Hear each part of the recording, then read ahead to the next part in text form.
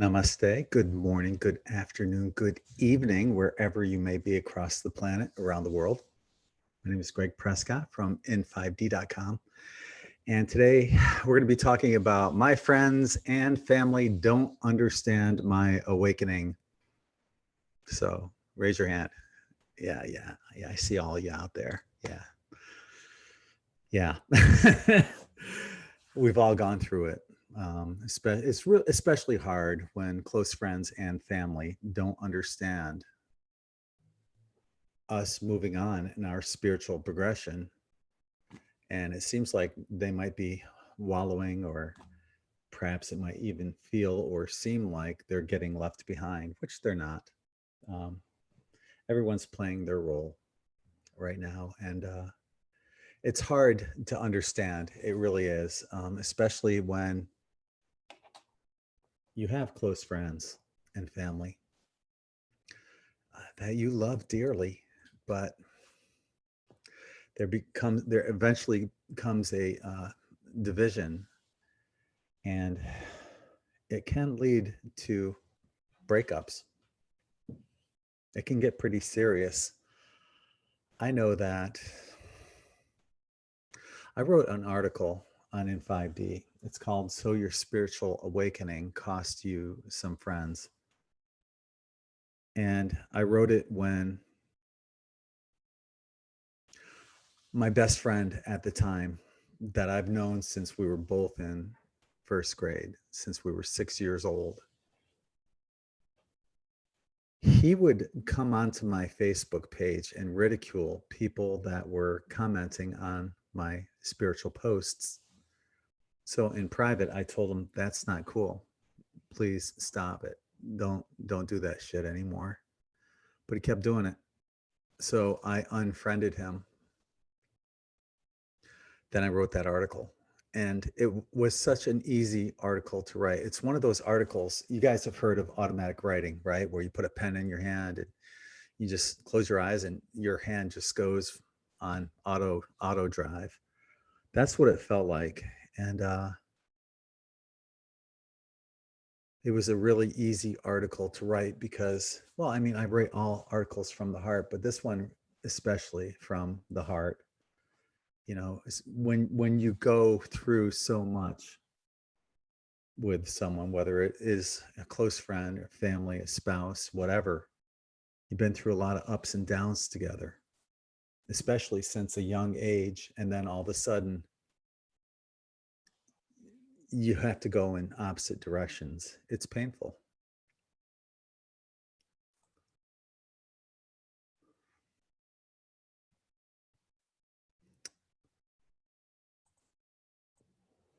This is me, 1993, and my ex-wife, number one, my daughter's mother, Bella. And this was a month before Brittany was conceived. We'll just put it that way. About a month and a week. Actually, this was September 11th, 911. I can't believe we got married on 9/11 in 1993. So yeah, September 11th, 1993. So that's me at 30. Actually, that's me at 32, almost 33, 33 the following month. And here's my best man. And this is Tom. I had two best men, Tom and Bob. Tom is the one I went to school with, that I've known since first grade. Been through so much with him as friends. And like I said, he was my co-best man. And this Bob, I'm still kind of in touch with Bob, but Tom and I, nope, just kind of went our own ways. Yeah, and that's me rocking the mullet. Yep. But I ended up writing that article because of Tom. And it wasn't a fun article to write, but I knew that so many other people in this genre have gone through what I've gone through.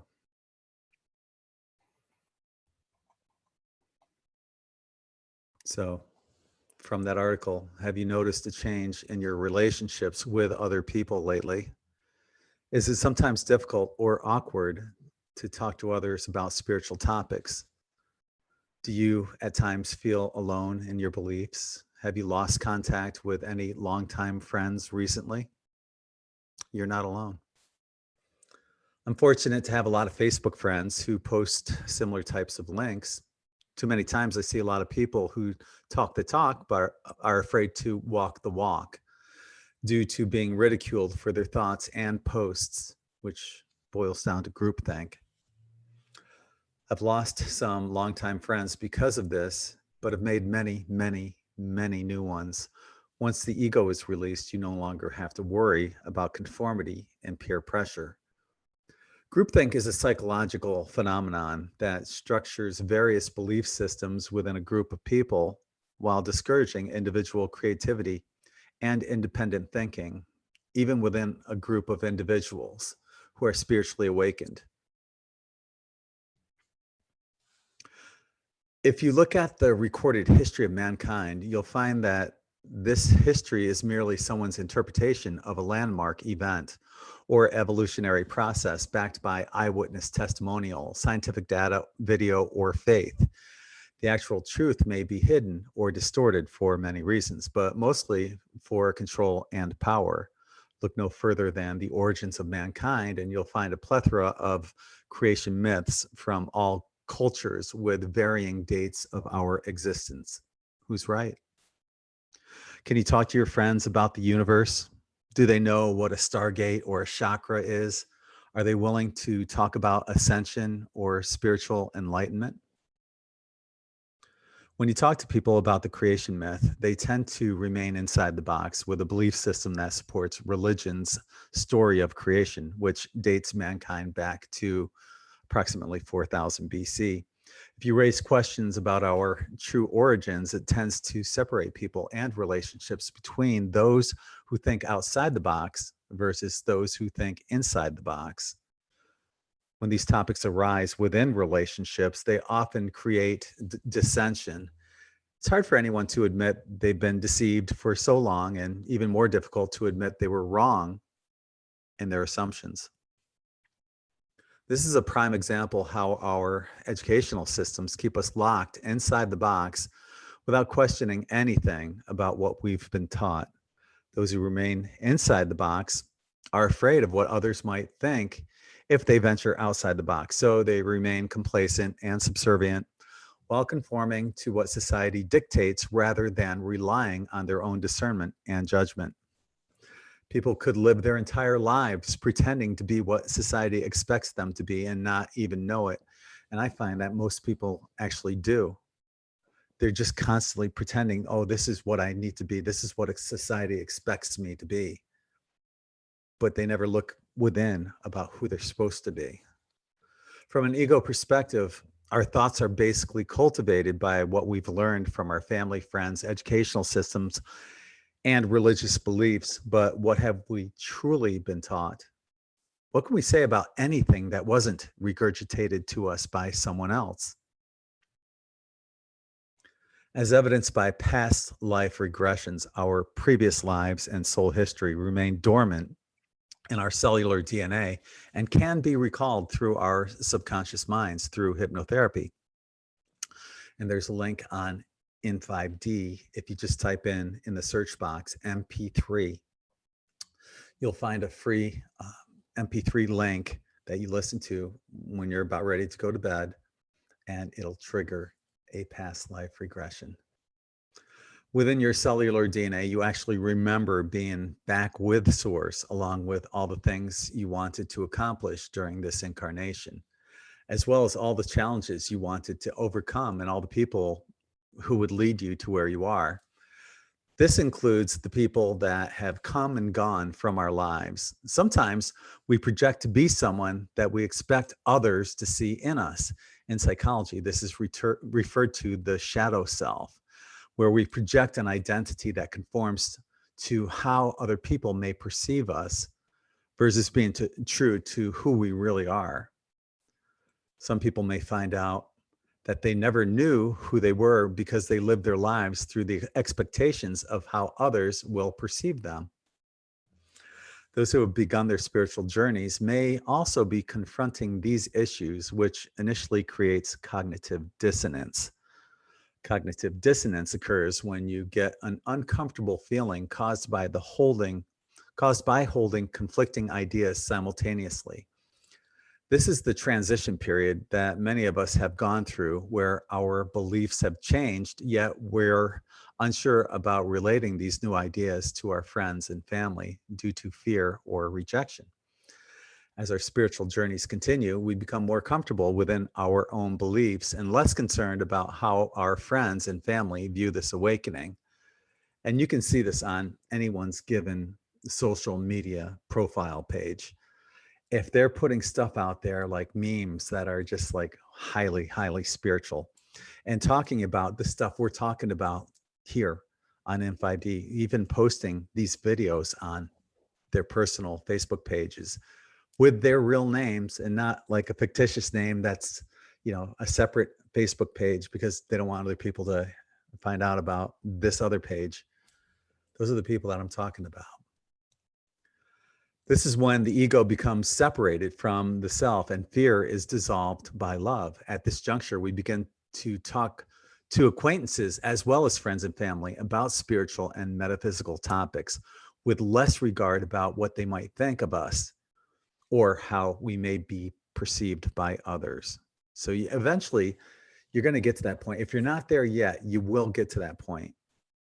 And we all go through it. And so if you're feeling right now, well, yeah, I hear what you're saying, but I'm not posting anything like that on my page because I'm afraid of what other people might think. Well, you're just not ready for it yet, but hopefully eventually you will get there.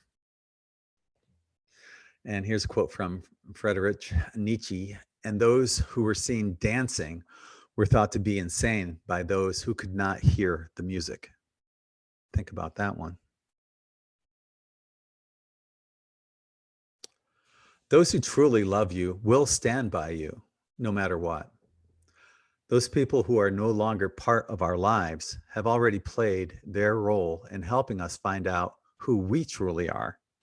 Sometimes it takes polarity to be able to differentiate who we are and where we're going. This is where the unawakened help immensely by providing that contrast, which allows us to see the differences. Envision one awakened person across the planet holding a candle. While your individual candle may not seem like a lot of light, it greatly contributes to making the world full of light and keeps us connected no matter how far apart we are. While it may be painful to lose some dear friends, think about what they have brought to your life and why. And that candle analogy is also what keeps the grid lit up. Chances are you'll end a few old relationships with people who were at one time very close to you, only to create new relationships with like-minded people. Forgive yourself as well as your friends if you feel badly about this. They came into your life for a reason, a season, and a lifetime. And that's where this quote from author unknown, no one knows who wrote this, but it is so true. Reason, season, or a lifetime. People come into your life for a reason, a season, or a lifetime. When you figure out which one it is, you will know what to do for each person. When someone is in your life for a reason, it's usually to meet a need you have expressed. They have come to assist you through a difficulty, to provide you with guidance and support, to aid you physically, emotionally, or spiritually. They may seem like a godsend, and they are. They are there for a reason. You need them to be. Then, without any wrongdoing on your part, or at an inconvenient time, this person will say or do something to bring the relationship to an end. Sometimes they die. Sometimes they walk away. Sometimes they act up and force you to take a stand. What we must realize is that our need has been met, our desire fulfilled. Their work is done. The prayer you sent up has been answered. And now it's time to move on. And oftentimes, this person, for a reason, could even be a spouse, a lover, a best friend, could be any of those. And then they leave, they move on, but they've fulfilled their purpose. So don't hate them. Always, always, always forgive and send love. Some people come into your life for a season because your turn has come to share, grow, or learn. They bring you an experience of peace or make you laugh. They may teach you something you have never done. They usually give you an unbelievable amount of joy. Believe it, it is real, but only for a season. Lifetime relationships teach you lifetime lessons, things you must build upon in order to have a solid emotional foundation. Your job is to accept the lesson, love the person, and put what you have learned to use in all other relationships and areas of your life. It is said that love is blind, but friendship is clairvoyant. Author unknown. So I know a lot of us have gone through the losing of friends in a relationship, whether, like I said, it's close friends, family, relatives. It's painful and it hurts, but when you look at it from that perspective, a season, a reason, or a lifetime, you can place every one of those people into one of those categories. I want to give a quick shout out to Phil. Thank you, brother, once again for the super chat. I'm going to post a link in YouTube for our Zoom chat, and we'll be opening up the lines here in Zoom real soon. Just real quick, normally I do this at the beginning of the show, but I just want to make mention of in 5D tie-dye. And where is it? I think it's here. Here it is. So today I made like 25 to 30, somewhere in there, new shirts. I didn't actually count, but tomorrow's the unveiling, and I'll be uploading them to In5D probably tomorrow night or the following day. And Heather, I made a custom shirt for you, so that one's done. I'll be mailing that one out for you tomorrow. I want to thank everyone who has purchased a shirt because of Facebook basically shadow banning me. This is how you can support in 5D and our channel, along with this. Oops, hang on. I'm not sure if I was sharing the right screen. Yeah, this one. This is pretty cool. Let me just cover this real quick. For $1.11 a month, you can learn about these chats, when I'm going to be having these chats. Real simple. You get alerted ahead of time, and you can comment once I actually upload the videos, which I uploaded 2 of them today. You also get your name listed on the Wall of Eternal Gratitude page, which is on both Patreon and on in5d.com. For $5.55, you get both of those, plus ad-free articles and the Insiders Club private chat on the first Wednesday of every month. And at 11:11, you get all that on the $55.55 level, plus the Afterthoughts video and the exclusive mid-month energy report video, which came out 5 days ago. So thank you to everyone who is part of our Into 5D Patreon family and or who has purchased a tie-dye t-shirt. I want to remind people too that I'm having a raffle on 2/22. That's this Saturday, February 22nd at 2:22 p.m. Eastern time. So anyone that is a Patreon member of 111 or more, you qualify for a raffle, and it's the t-shirt of your choice. If you win, it's the t-shirt of your choice. And I'll be sending that to you whenever you make your decision on what t-shirt you want from In5D Tie-Dye. So that's exciting. I also want to talk about something too. Before I came on, I had the smell of one of my dogs. One of my dogs was visiting me. You know that smell a dog has?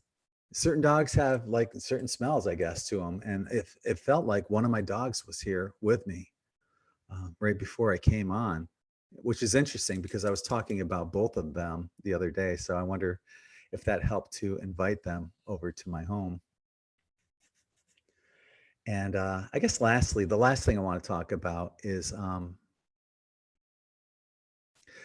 go back to that picture of here, hang on, screen share.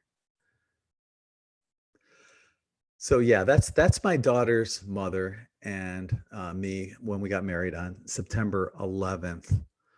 Um, Bella and I are still friends. What I do when I go up to New York to visit Brittany is I always make sure that Bella is invited to come along with us for lunch or whatever it is that we're doing. So Brittany can be with her family all together at once. You know, it means a lot to the child. If you take away, you know, whatever happened between her and I in our marriage, take that away and think about the child, what it means to our daughter. Our daughter loves it when she's able to spend time with her mother and father. And Bella and I are actually good friends. She does tarot, she reads runes, you know, and apart, we get along fantastically. Together, that needed work. So, but that's part of what we do as parents. You know, we reason, a season, or a lifetime, right? So that's basically what we're talking about. And in situations like that, when children are involved, it's it, it should be a lifetime, but it's not necessarily a lifetime. There's too many extenuating circumstances that could happen with the dynamics of marriage. So there's another article I have. It's called Until Next Time, Growing Apart from Friends and Family. And this is just yet another way that for whatever reason, we end up having this bifurcation, these splittings of you know, timelines basically of our relationships. It's all microcosm and macrocosm. So as an awakening of unprecedented proportions is happening all over the world right now. Yet some people remain asleep and set in their ways. They may not understand your awakening or how you have grown as a person, and may seemingly be drifting away from your relationship with them. It's painful. You recall all the wonderful memories you shared with these people and think of them fondly, yet it can become puzzling as to why you chose to awaken while they're still asleep. Your attempts to share your awakening with unawakened family and friends is only returned by deafening silence or ridicule. You may even feel a closer connection to online Facebook friends who share your awakening than you do to childhood friends that you've known for many years. For many people, they will go to their graves never knowing who they truly are, while living their entire lives pretending to be what society expected them to be. In the end, the person he or she feared the most was themselves. If you're awake, then unfortunately, you end up paying for their fears through strained relationships and societal conformity. Rest assured, they are on their own path as well. Some may be newer souls who aren't ready to awaken just yet. Some may be playing the antagonist role in this awakening, while others are simply here to hold the energy, even if they're not fully awake. I'm not the same person I was in the past. I've learned new things, had different experiences, and I know sometimes that scares other people, especially those who are close to me. I've grown in many new ways, in many exciting ways. While my past plays a big role to who I am now and in the future, I still remember all the wonderful experiences I had and treasure each and every one of them. The person I am now is the culmination of every life experience, including the good, the bad, and the ugly ones. As we grow from these life experiences, the illusion of reality unfolds. For example, I once asked my mother, if there was no such thing as money, what would you be doing with your life? Her answer was, that's preposterous. How can someone live without money? It's true. She couldn't understand that question.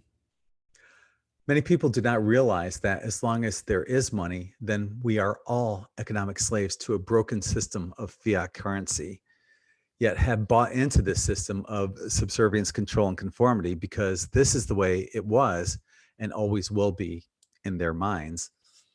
They have a difficult time visualizing what this world would be like if you removed the constraints that have enslaved us. I'm real comfortable with who I am, even if it means losing friends who don't understand who I've become. To those who I am friends with through our awakenings, thank you for understanding what I'm going through. To those who I am no longer close with, thank you for all the wonderful life experiences that helped to make me who I am today.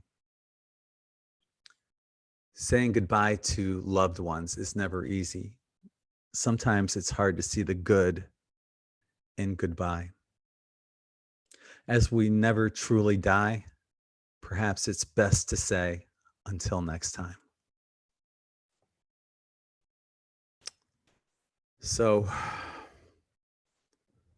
going to be opening up the room here on Zoom. I know a lot of you have been going through exactly what I've been talking about. Feedback there.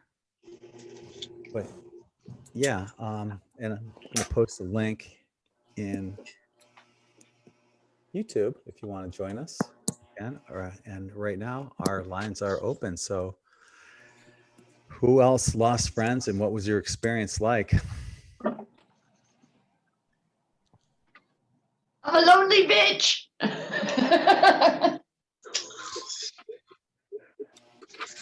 Well, she's not laying in her bed. She's usually the one with the light out and laying in her bed. See, I don't know how many others are Patreons. I don't think that Desiree is. I don't think. Nobody's talking. Oh, we're listening to you. I can hear us. Your Me? microphone, yeah, your microphone's live. Oh. Sorry. Sorry. It's our first time. It's our first time on. We watch you every day. All the Okay. time. Yeah. Sorry. That's okay. Talk to us now that you're on here. Have you experienced losing friends because of your awakening? Oh yeah, of course I have. I've lost many friends. In fact, I've been kind of just searching for my star family because, you know, since my awakening, I've kind of shed a lot of family and friends. What about like personal family members like parents, brothers, sisters? Well, I have two sisters that I have no communication with, both because of some, you know, background family issues. My parents and I just went through a major issue, and I have been working on my relationship with them for over a year now. I was in a bad accident on 11/11 in 2011 and almost died. And they had me on over 14 medications. And I ended up losing my kids, and my parents took them. So at first I was kind of angry, and it took me a long time to really heal. And I've been healing since 2011. I'm no longer on any medications. I got my children back, and I'm now working on healing my relationship with my parents and my kids. Wow. Yeah, you almost could have been on last night's show about the Dark Night of the Soul. Yeah, I did watch it last night. I'm very, very shy when it comes to talking about these things and never really done chat rooms or anything. So I'm like sweaty and shaking right now. And Well, you see how easy this is? it'll get easier. How's that? Well, eventually you'll put your face up there. Maybe. I might work up the courage eventually. Yeah, it's not that hard to do. You did fine for your first chat. Well, thank you. Thanks for sharing.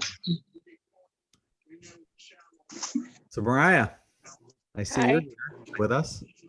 I'm here. And your dog? obviously so are my dogs. I'm muting me. Okay.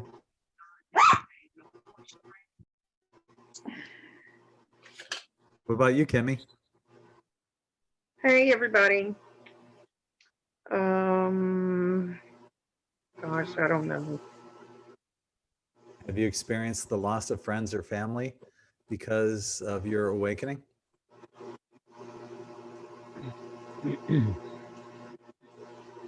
I can't say that I've lost many friends like that. And I do talk to people about stuff. I don't know. You're lucky. You're very fortunate. Yeah. I'm lucky guess- too, because my parents and my sister, both of, well, I had one sister that passed in 2011, but she loved me for exactly who I am. And so does my other sister who's still with us. My parents support me, even though my mom still calls in 5D, IN5D. She, yeah, well, it's been like, I don't know, at least 11 years since I've had N5D, and she still calls it IN5D. But Well, she I supports it. I guess I'm fortunate that my dad used to be a Church of God preacher.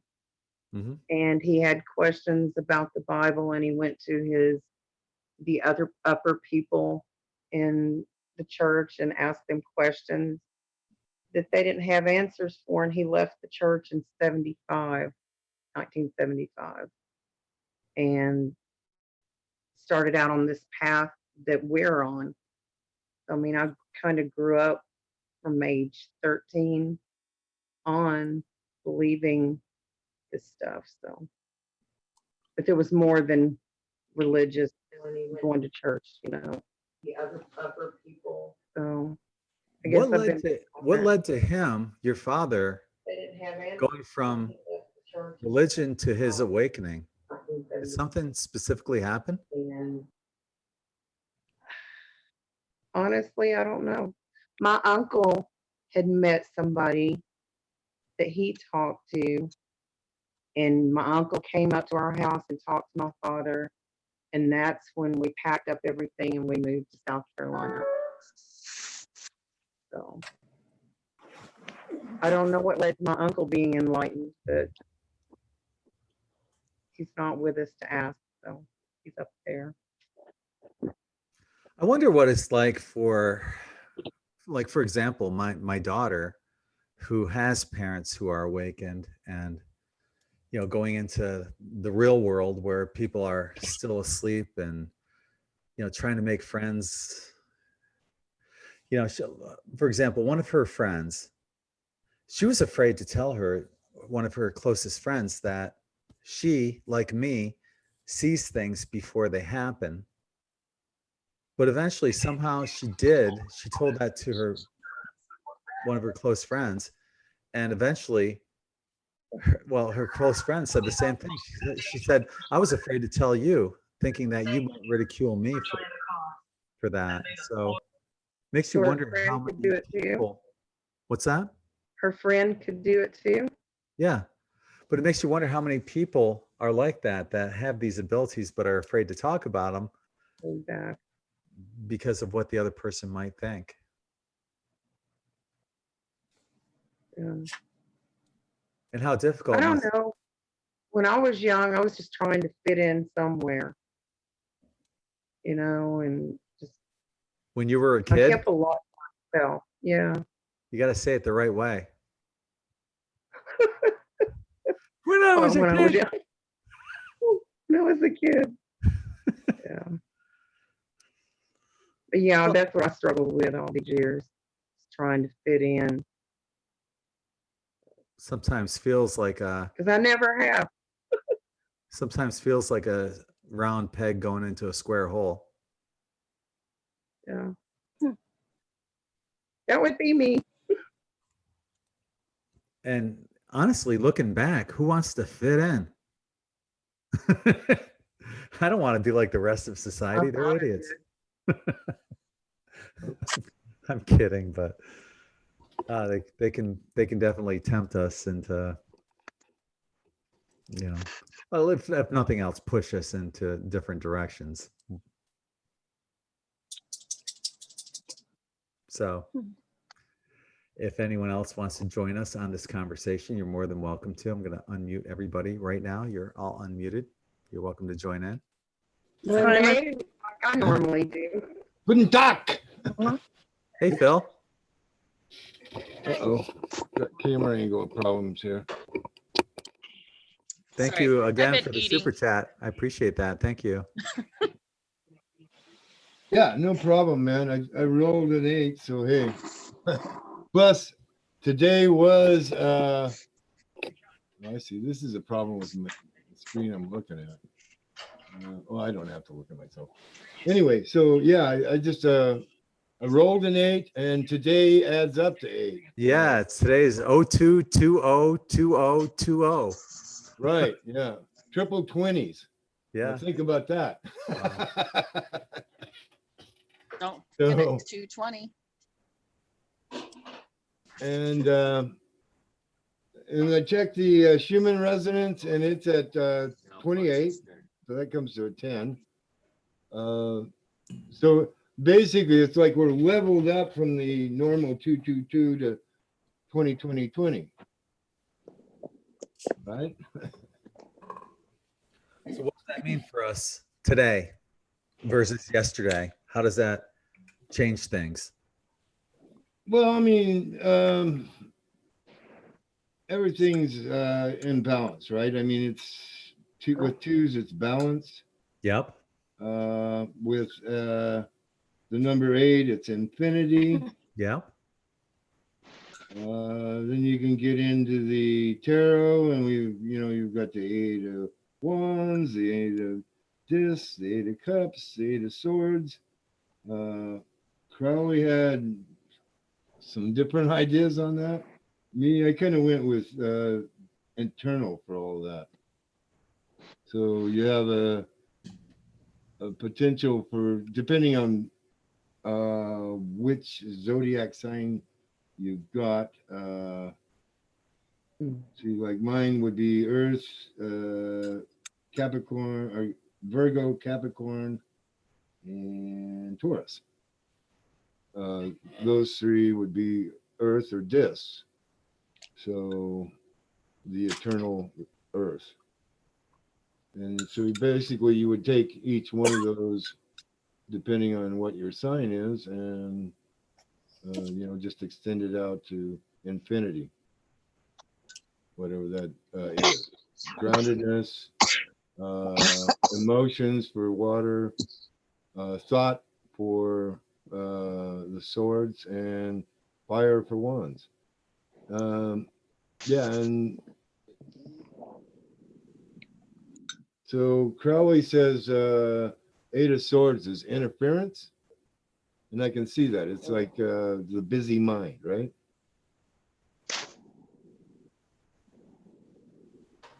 I'm throwing it out there for anybody to kind of pick up on.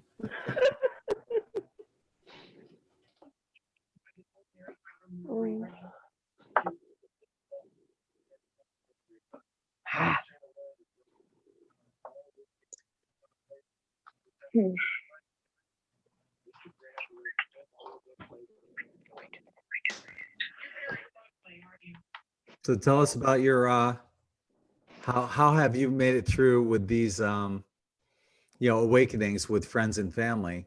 Have they understood what you're going through, and has it been difficult? Has it been relatively easy for you? Well, Greg, I've been pretty much the black sheep of the family for so long, I don't even remember when it started. Uh, and, friends come and go. You vibrate with them for a while and then they move on. Some stick around. Like you said, some for a reason, some for a season, and some for a lesson, lifelong lesson. Seems like we get thrown into the freak category, because we're different. We're out there. Yeah, I mean, basically, yeah, I would say the ostracism began probably back in the 80s when I met Wendy the Witch. Oh, that's In an the warlock that you interesting are. picture. I thought it was the Star of David. And then she explained to me what it was. And that took me right down the rabbit's path, and I found you all. And I'm grateful. Many blessings to you all. Much love to you all. You have a comment in the YouTube chat room from Claudette. I feel Phil is an amazing person, she's saying. And she's correct. And Claudette, you can find Phil on his YouTube channel. Look him up. Yeah, it's the same as my name, Phil Christophers. I don't hide what I am or who I am, or I'm just being me, trying to be real and walk the talk. Yeah, you see that. I see that a lot on certain profiles, like on Facebook. A lot of people are afraid to be themselves on there. Post, these spiritual kind of topics on there. They're afraid of what their friends might say, or they're afraid of ridicule or losing friends. And, it's kind of sad, but I get it. We all kind of were in that spot at one point. Yeah, I think it's gotten done. It's all to the 15-minute or soundbite. It's the quick in and out, and nobody really likes these long conversations, or it's just the way it seems to me. I share you. I did share this. I would encourage everybody right now to go on their social media, whatever it is, Facebook, Twitter, whatever, IG, and share the link to the YouTube video. Put it out there. I would say, yeah, do it. Do it. Please. Wake these people up. You'll find out who your true friends are real quick. Well, On and social to media that, all the I time. would like to speak too, because being me and walking my talk, when I go out on the bus, because that's how I get around now. Sometimes I'll throw out a seed there and see what sprouts up, and I've been pleasantly surprised of late. So it's happening a lot. People are waking up all the time. Yes. Yes.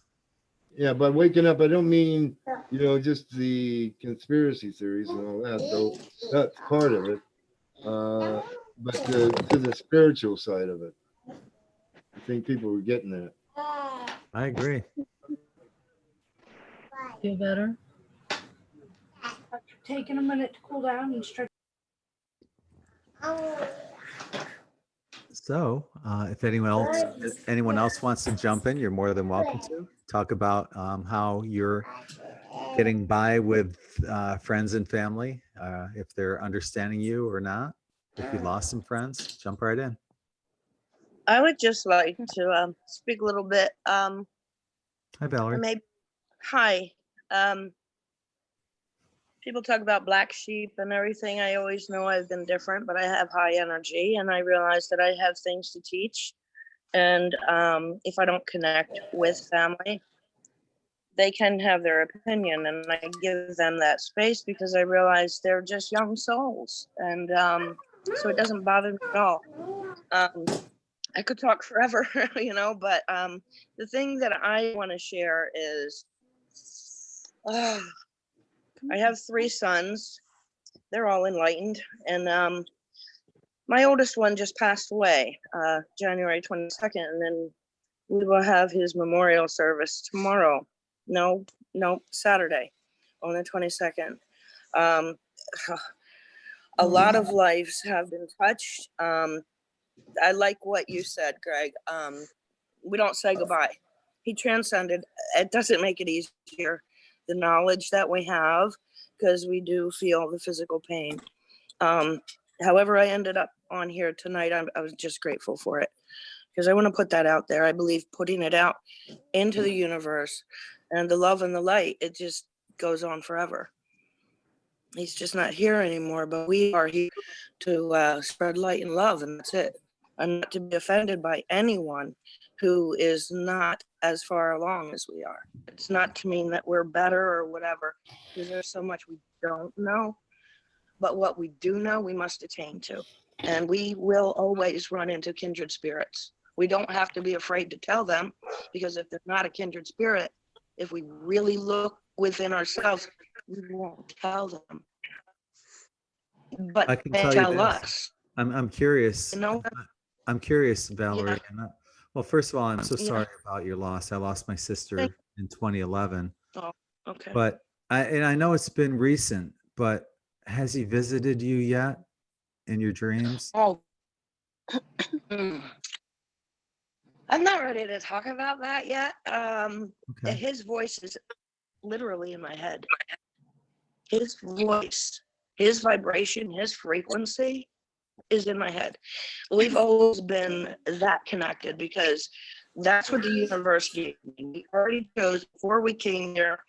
You know what I'm saying? Don't make me say, oh, yeah, we were meant to be here. I knew it was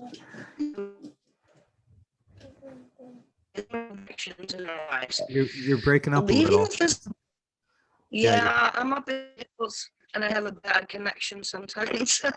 Yeah. Yeah, his energy is still matching with me. Does that answer the question? Yeah. Yeah. Yeah. With my sister, when I see her in my dreams, she's young, she's healthy, she's happy, and I'm happy for her. And it took a while for me to get there, but you'll get there too. You know that. Well, yes, I do. And I really appreciate this time to speak here. You know, one thing I want to say, and it's really simple. I never ask why, because there's a reason. And I don't let people say, oh, that's so unfair. Wait a minute. And this is literally what I've told him. What is unfair? Someone gets to do something and 100% of us die. Greg, that's fair. You know what I'm saying? I know. The acceptance is real, but damn, it hurts. Whoa. You know? I know. Yeah. But that's just goes into a lot of physical, stuff. I want to hug him. I want to talk to him. I want to see him. You just got to let that stuff go. But that's normal to feel that way. But man, you got to just ride the waves with it. Yeah. Until was a next time, right? Yes, sir. Not goodbye Mhm. until next time. Nope. We're just, in this round, Yeah. It's not our first rodeo. Mhm. All right. Thank you so much. Thank you, Valerie, for sharing and hang All in right. there. Valerie, I just wanted to give you my heart full of love, Mhm. because I know the feeling. Not for Mhm. my son is still alive, but my brother, we could have been soulmates. So I know how it feels. Mhm. But it was through that Brother. process I learned that I had to find peace in my heart and my mind to be able to make it through all that. I live in peace. I just want to let you know. I don't struggle with that. It's just the physical, the pain. Yeah. Yeah. Like if you cut your finger, it bleeds. If your son dies, you cry, Yeah.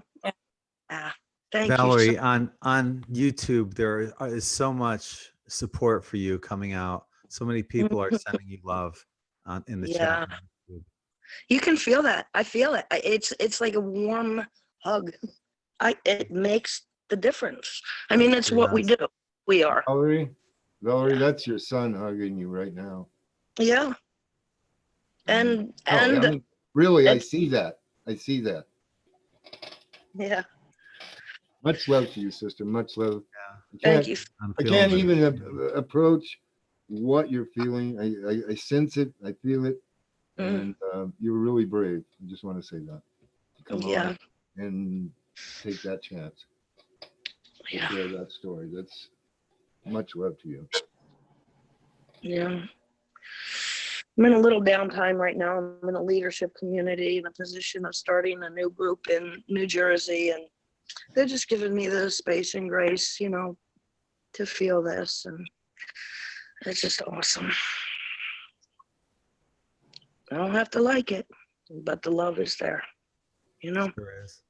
That's it. And the wonderful thing is you're able to share that love with other people to help them through their moments. That's right. For sure. That's right. That's righteous.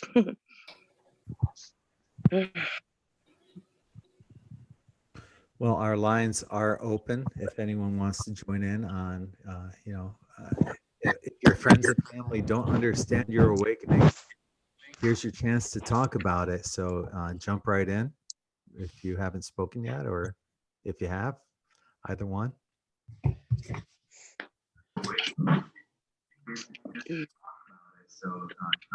Are we gonna be wrapping this up real soon, or are we gonna continue? It's up to you guys. I'll stay on as long as you guys want to, or if you're gonna be quiet, we're gonna end it real quick. So And I'm gonna say good night. Okay. good night, Valerie. All right. Good night. Take care. Oh, hey, Greg, I have one thing to share. Sure. Pulled some runes. Let's see if I can show them to you. So, yeah, the first one, Pihu. Hang on, let me highlight you. There you go. Pihu. Okay, well, okay. Hang on. We're Can getting you put that out? elsewhere. There we go. Okay. Hold on. Shit, I can't tell. There you go. Yeah. So Pihu.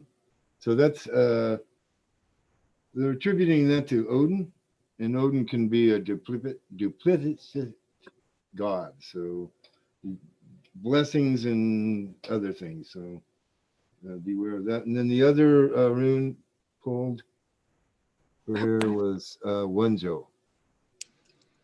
And that's blessings. That's just positive energy all the way around. Joy. So just wanted to throw that out there. Those are the energies for today from the runes in honor of your, I thought you said your mother or your grandmother read runes. Greg? What was that? My mother or grandmother? Well, somebody did. I know somebody said, and I thought, oh, well, I can pull some runes. I know Odin. He's a funny character, but yeah. And a little judgmental. It can be a little judgmental at times. Mm-hmm. I would say that would be his duplicity, is that he's a jolly fellow, but judgmental. I have a question. Yes, ma'am. I was wondering if not only being rejected by friends and family and that sort of thing, but what about becoming aware and conscious and trying to talk to your son or daughter about something that you can see, the awakened person can see the road they're picking is not the right road as far as bringing them to more awareness. How do you deal with that? Oh, well, that's actually, that's funny. I just wrote a piece and posted it on both Facebook and Twitter. And I attributed it to the lighthouse. So basically, we're all ships in the ocean, right? And we get into this stormy sea, and we don't realize that we're the captain of the ship and that we should be up at the wheel, guiding the course, reading the stars, and charting our course to a safe harbor. But we shouldn't judge anybody when we see a ship out there not charting the course to the harbor that we found.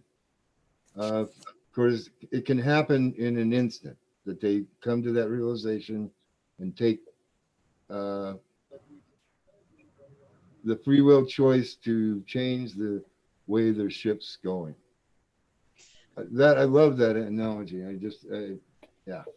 I think that's great, but what I'm talking about is until they see that light, that the lighthouse, how can you represent yourself to them to By help shining your them? light. By shining Live your it by light. example.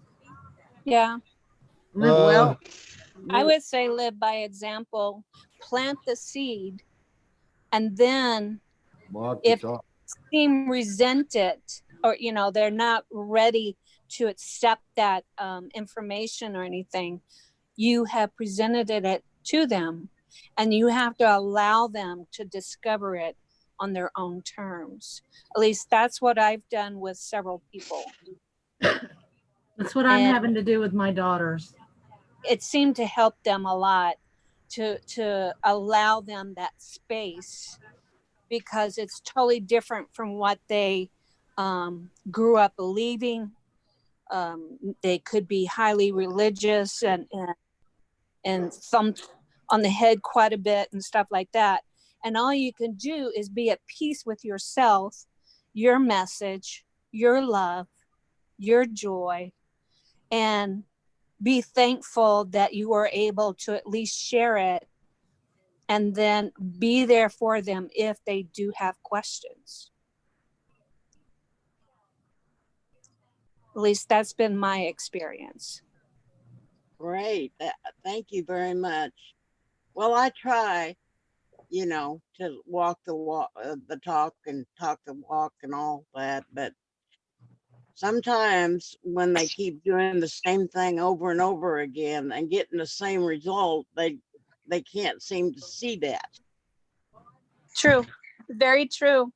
I have a friend who was afraid. She saw that I walked the walk, and she felt like I was so much further ahead than her because of my experiences of having to deal with recovery from PTSD and so forth and so on. But she had to be ready to accept the message, and for the longest time she just wasn't ready, but now she is. And so now she's going through her process in a way that she can understand it, and I'm there for her for when she does have questions. One thing I would add also is try to find common ground, like on topics that there really isn't any argument over, like earth changes that are going on right now, volcanoes, earthquakes, and stuff like that. Work on the things that you have in common, and maybe that'll bring you closer together. Yeah. Yeah, I would say you got to throw out some reality there. You can't stay totally in your inner world when you're talking to people out there in the 3D world and trying to convince them that there's an inner world. That, and I think you also got to remember that each person learns at their own rate, not Right. yours. And they have their lessons they came here for too. None of us they came have here to until learn. we were ready. Nobody sees until they're ready. that's where the dark night of the soul comes in. Yeah. It'll get you ready. Maybe thrust into it whether you're ready or not. Yeah. Right. Well, I know that all of you have great, great ideas and experiences on this. I think my ultimate goal is I'm trying to save her from all of those dark nights. You can't save Yeah, no one. no. You have to save yourself. And they You have to can't- go through those dark nights. Yes, that's Right. this is an educational realm. That's what we're here for, is to learn. Right. And we're going to make our own mistakes and get through them with outside help. That's why we lead by example. When they call out for help, you give the right answers at that moment, but you can't force it upon them. Well, Yeah. as a parent, you all know how hard that is because Yes, I do. I got 3 grandchildren. So It yes, is, I do. but even as a parent, you expect that you taught your child well enough that they can handle it, and Yeah. you'll be there for them. Even if they're going down the wrong path, you still love them and you're still there, and you know you taught them enough that they will guide themselves back, or you will be there to help them. Right. Just be ready to pick them up. well, that's what I've been doing. Good job. I mean, it sounds to me you're doing what you can do, which is shine the light on the jagged rocks and the shoals out there, and it's up to them to avoid them. That's all you can do as a light keeper, really. Thank Think you about that. all. I have an issue that I would like minds to look at for me. There's a website that if you guys all have the time, I would like you to go to and check it out and see what you think. It's called Keshe Foundation. It's KESHE Oh, yeah. foundation.org. I think we're all familiar with it. It's Yeah. plasma technology. Yes. What do you think? I've never heard of that. What do you think of it? Oh, I said I've never heard of it. Okay. I've used one of the Keshe products, and it was a pad that you use for pains and aches, Yes. but I really didn't notice any difference when I had sciatica, so it didn't really help or He's giving hurt. away free education right now Okay. to make these things, and that's why I was interested, because I mean, you know, he's talking, I think this virus thing that's going on has really made him open up his foundation, because he sees, and I don't, I don't want to be the only one looking at it going, huh, because he does seem very in tune with a lot of things. I mean, let's put it this way. I got my own projects that's been going through my head, and I'm picking up on things, and then I've stumbled across that, and lo and behold, there's what I've been working on, and I never knew it existed already. So I don't know if I was tapping into their knowledge, or how did I end up knowing this stuff already? It's interesting though. It is. And I mean, I've been working on this stuff. I mean, I don't even like math. Okay. And I've been doing math problems for years that have not made much sense. And I mean, really strange math problems, That's the 369 or 936. And I found, I'm sitting there doing it because it's in my head. I even have a dagburn tattoo that I drew that meant so much that I had it put on me because this math is going through my head. So there's something in there that really needs to be looked at. I've been looking at it, and I just, I'm like, it kind of does blow me away because of the things that he's presenting to the public for free to learn how to make and do. So you have looked at it? Have you seen it? Well, what has all this math led you to so far? What are you supposed to do with all this math that you've This learned? is frequencies and energy Okay. waves and gravitational fields Okay. and it all is connected with our soul connection and everything like that. This is just some of it that just happens to be sitting here. I have a whole bunch of it that I could show you, but each one of, I don't know, I see these patterns. Like I can see your pattern, and I'm sitting here on the computer looking at you, and I can see your energy fields.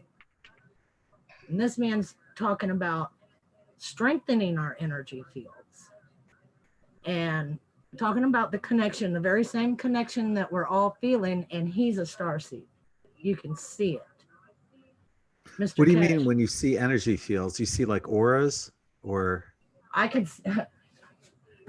see stuff like that all over your head. Wow. Okay. And it's quite beautiful. You know, every person's it's kind of like a snowflake. Every snowflake is different. Every person's is, and whenever somebody is depressed, like the lady that was or very upset over her the lady that just left the room. Right. She was very hard for me.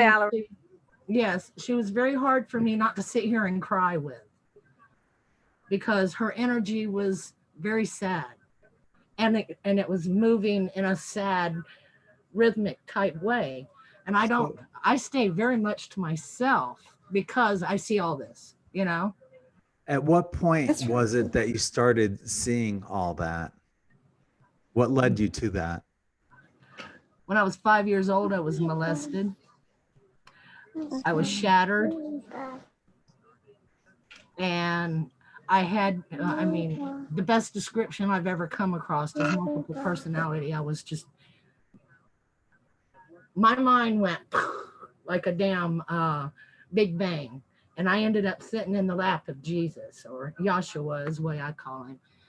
And after the rape was done and everything like that, it was bizarre. I don't even really want to get real deep into it, but that's what started it. And I've always been weird because I always see things.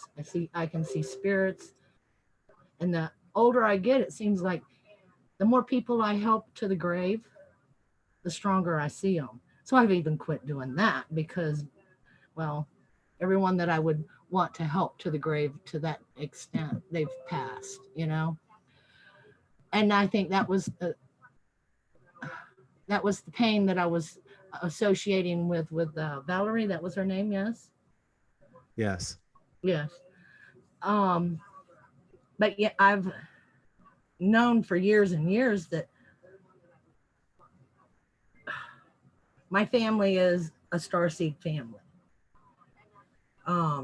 We see even I've never lived in a home that didn't have, that my family doesn't go, did you see the ghost? You know, it's, I don't really believe that it's a ghost per se. I think it's just an energy. We could even be looking at the intersection of a crossroads. It could just be the next plane, somebody in the same area. So you started seeing these energies and reading energies around 5 years old? Yes. And for the biggest portion of my life, everybody's told me I'm crazy. You can't do that. I mean, one time I ran, I'll never forget running through the rain, and I got one drop on me. Everybody else was soaked. And my aunt looked at me and she said, how did you do that? And I said, I just ran around the raindrops. You know. And I mean, I can honestly say I only did it one time, because she looked at me and she said, that's impossible. Hello. The moment she said that was impossible, my young mind said, oh, okay, so I didn't do it, you know. But I remembered it. I just looked at her and I said, I did. You're covered with water, and I only got one drop on me. So, you know, that's just one example, you know. It's weird things like that. When you see energy on people, do you know what energy they're lacking or what energy they could benefit from? Or no, I would love to have enough training. I have no training. It's all just it's all just, oh, you can't do that. You know, it's all negative that I've had. And It's too bad. I say, why do you say that? It's in the Bible even that we can do this. And I just don't get it when they say, pardon me? No, it's just noise. Someone's Oh. microphone is on live and they're chatting. But I mean, I never understood why I would always get such a negative feedback. You know, you say the black sheep of the family. Oh yeah, I'm very much the black sheep of the family. Nobody, you know, they've even tried to throw me in the insane asylum, you know, and the whole 9 yards at points in times. Oh, Excuse me just a moment. What, baby? I heard you talking. I'm like, who the hell are you talking to? I'm talking to myself again. Okay, anyway. I was like concerned. See? I didn't know if the person came in the house or if like. But anyway, yeah. I was So gonna fight somebody. it does cause conflict amongst the family. My immediate family, my children and my grandchildren, they just accept me as I am. But there was times in my past that I would wake up sometimes weeks later and go, what have I done? Where have I been? Where am I at? You know? And I had to learn to go inwards to heal myself for that. And I learned a whole lot more about what I was seeing. I always thought that it was just because I needed glasses. And sometimes I think it is part of me needing glasses. Is there anybody else in your family that has that ability? My mom used to, yes. She's passed. And here, there's another correlation. We were both hit. My mom was hit by lightning, and I have had, I received a almost deadly shock in my back from electrical energy from the house.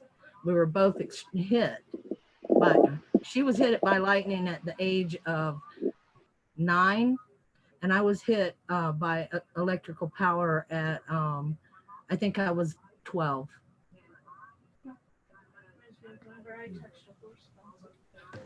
So I was wondering, what kind of things can you see in that energy, you know?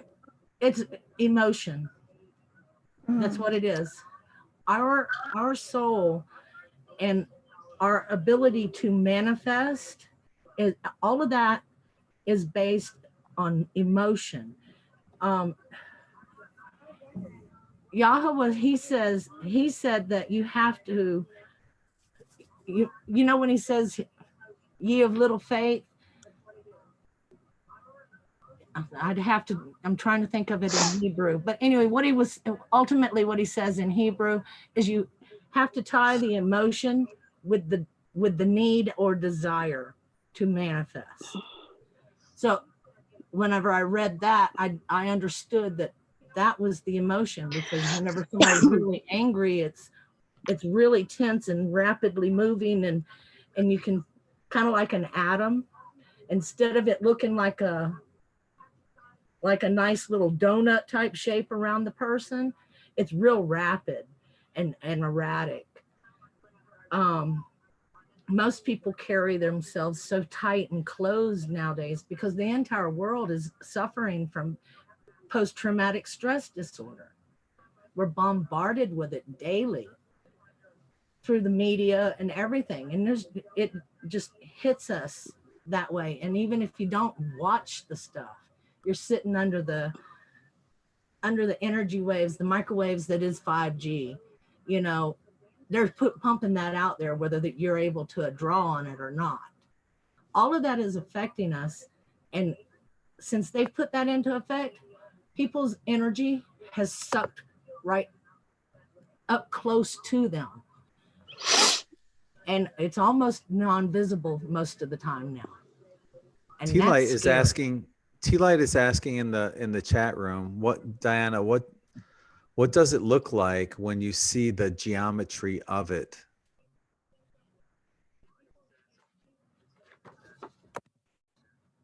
That's one. Hang on, let me give you the full screen. It looks like something Tesla would draw.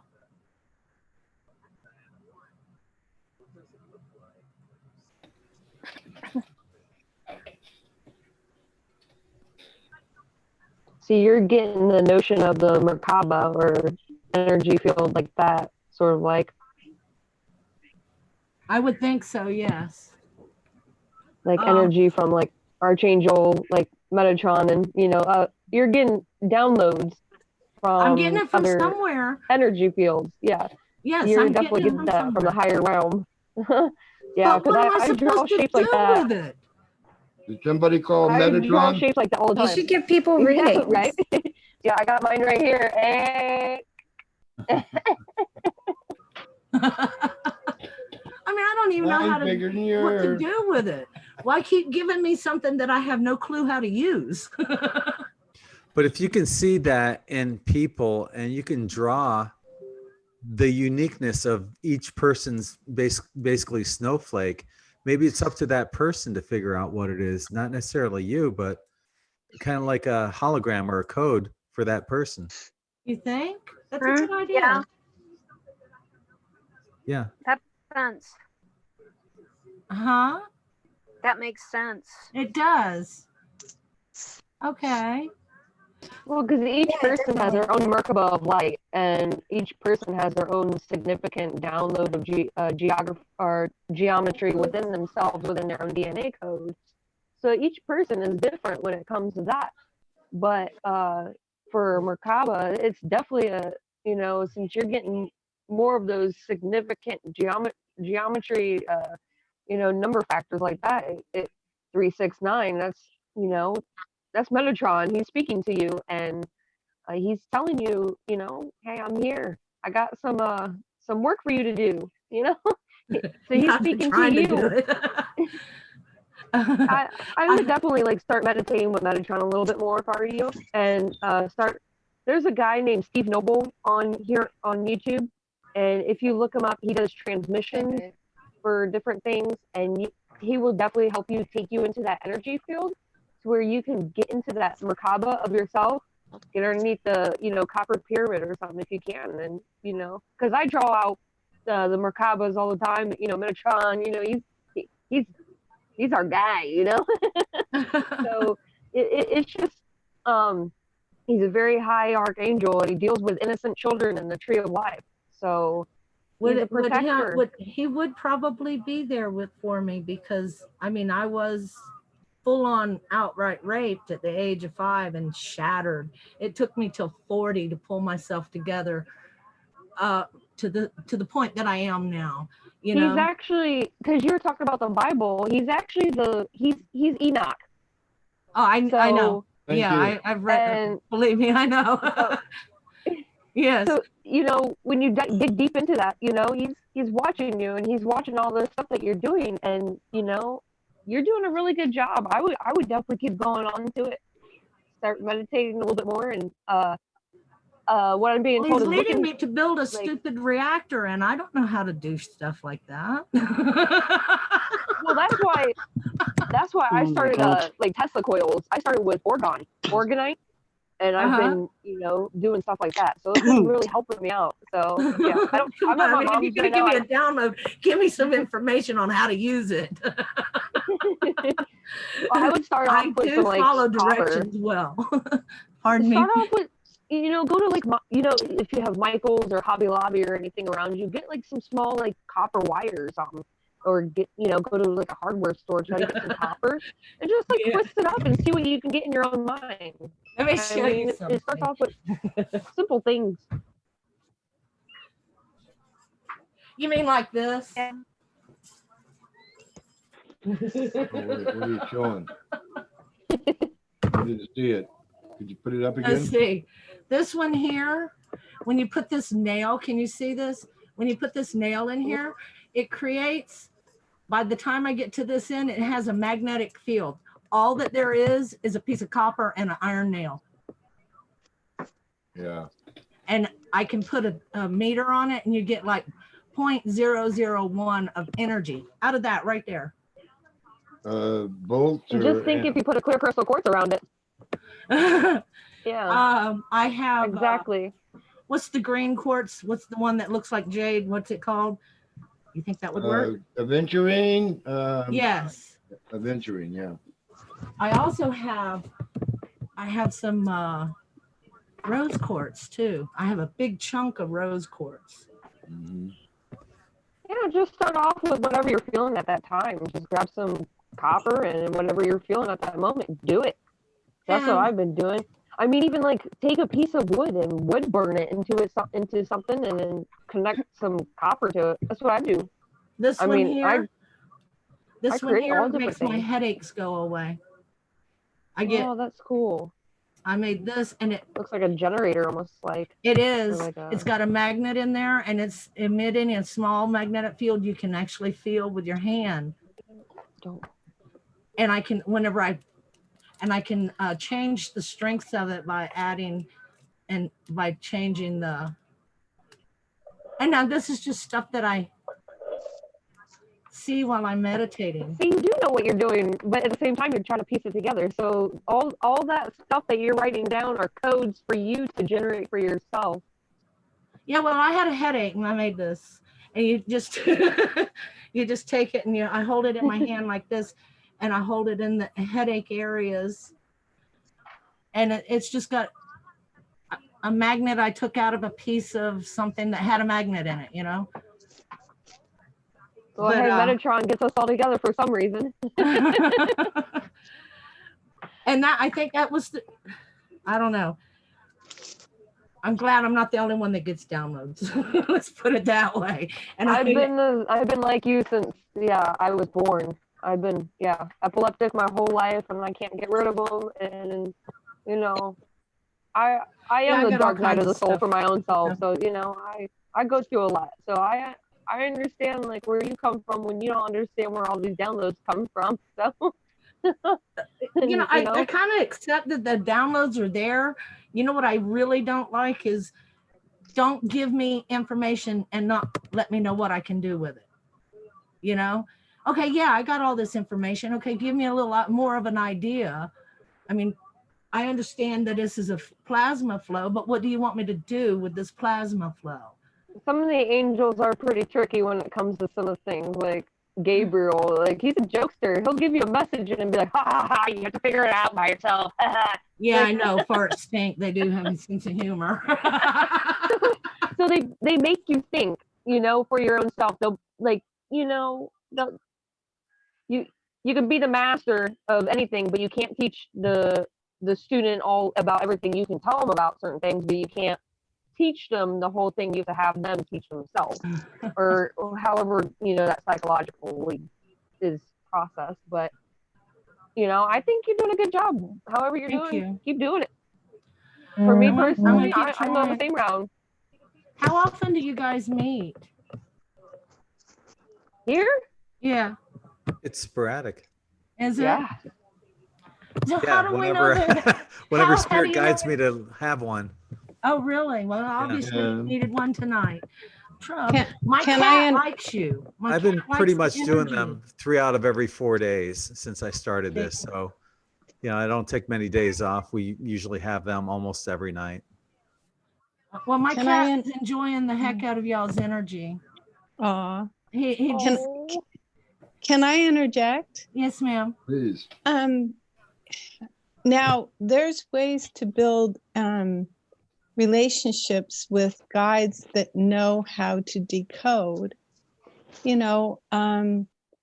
I get a lot of decoding in the bathroom of all places because the water's running in there all the time, right? So if you have a one of those little water fountains next to you, that might help. You build a relationship. Ask for the highest good, for your highest good of all. Ask for a guide to come in, or guides to come in that will support you in this and helping you decode. And then it takes time, but you slowly build a relationship with them.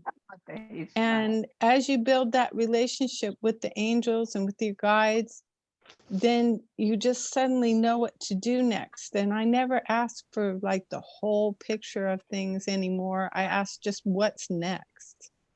That's a good idea. If I'm ready for what's next, I just ask what's next. So when you're building one of your things, you can just keep going, okay, now what's next? And you sit and you listen to the voice of what's next, and then you do it. Try. That's my suggestion. That's what works for me. Thank you. I'll try that. Right on. I will try that. Yeah, It 'cause when takes I'm time creating now. something, yeah, I have to Yeah. completely My stop guides- whatever I'm creating and, you know, let them interject, because it takes me at least 6 months to a year to stop or to create a painting or, you know, create a project. It takes that long for me because I always have to stop. Oh, Metatron's cute. Yeah. Oh, that's nice. Excellent. Yeah, that's a star tetrahedron. Start. Okay. And I call it a Merkaba, right?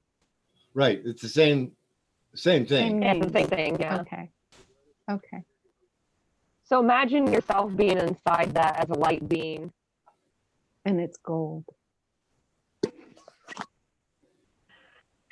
Mark, if you're looking for the exit, it's at the top of the screen.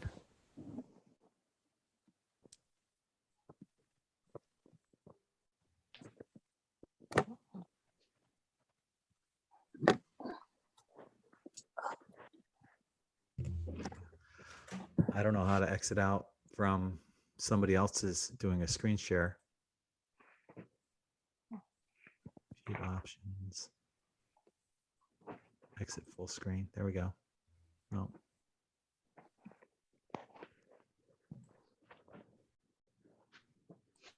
Oh no. No, I think that did it. I don't know. No.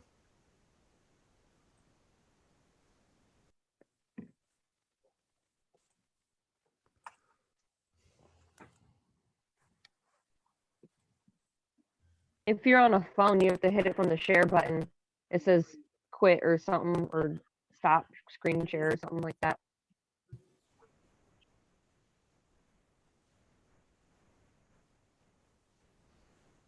I don't know how to get him out of it. I don't even know if he hears us. He's not answering or saying anything. Oh, can you hear me now? All right. Yeah, there you go. Yeah. Okay. Sorry, I had to actually exit out of the app to get rid of that. So. Yeah, generally, if you do a screen share, there's an exit at the top of the screen.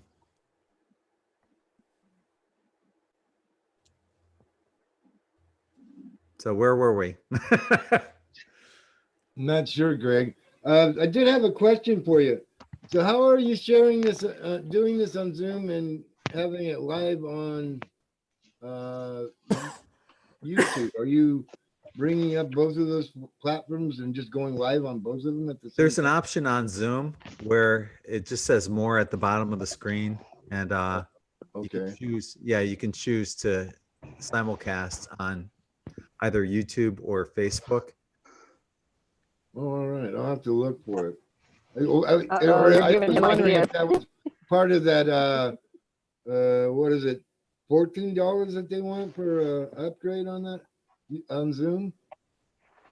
I don't know. I'm not sure which package I have. Yeah, it's not the free one. Yeah, Phil, I've been watching your videos on YouTube. I really like them. Well, thank you. They really help They're a labor of for love. the day. They're a labor of love. Much love to you all that watch.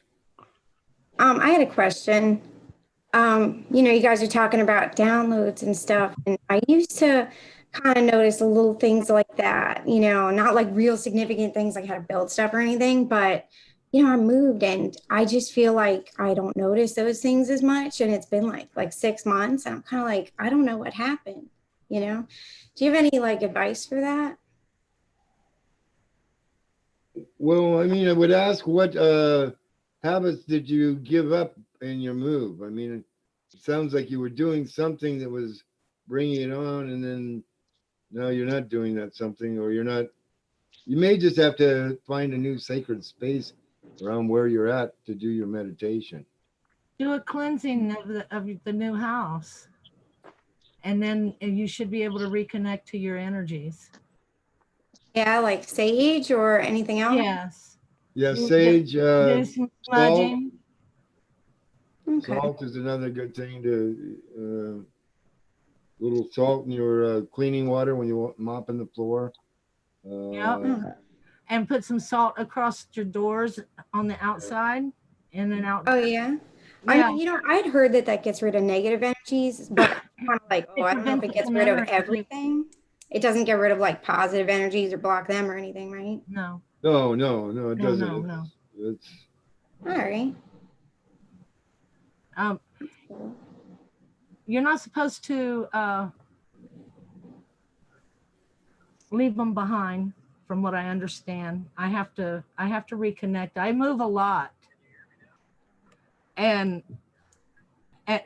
since this has been with me all my life, and like I said, there's never a house I've lived in that I haven't seen spirits. I always go in and cleanse and put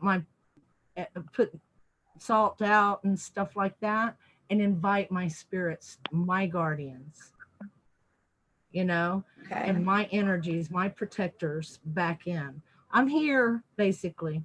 This is our house. Keep it safe, and right. and yeah, I know that's not what people. Yes, I do believe in Yehovah, but and that's not a common practice for that. I don't believe in religion. I believe. Yeah, I agree. I believe that he died on that cross for us. He's not a religion. He rose from the grave. He's alive. So, he taught all of this to us. They just, Enoch was teaching it too. What was the other young lady's name? Desiree, yeah. Enoch taught this too, to put your protecting guardian spirits out. But they don't teach you how. You have to rely on what's being taught and what has been taught, I guess. That's the method that I have used. Walk with my soul, being led by I don't know. Just a quick comment from Claudette on YouTube. She's asking Karen if Karen has a YouTube channel. Hey, Rosie. I see Rosie Neal is here. Hi. Hi, Rosie. Hello, Greg. Can you hear me? I can hear you. I can't see you. Well, I'm in bed, so it's a good thing.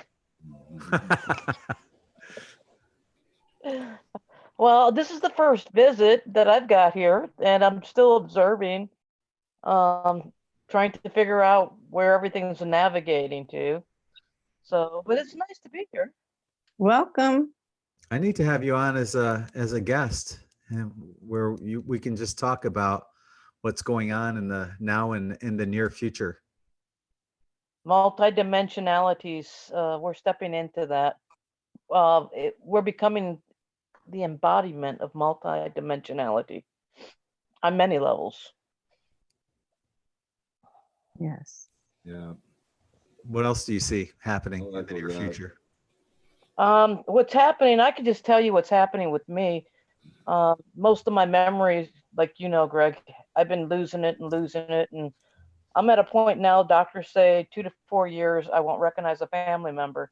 Last 2 weeks, maybe 3 weeks, severe problems with memory. Some days I get up and I can't even put a proper sentence in any kind of context that makes sense. And I might not be using the proper words tonight because my brain's shutting down.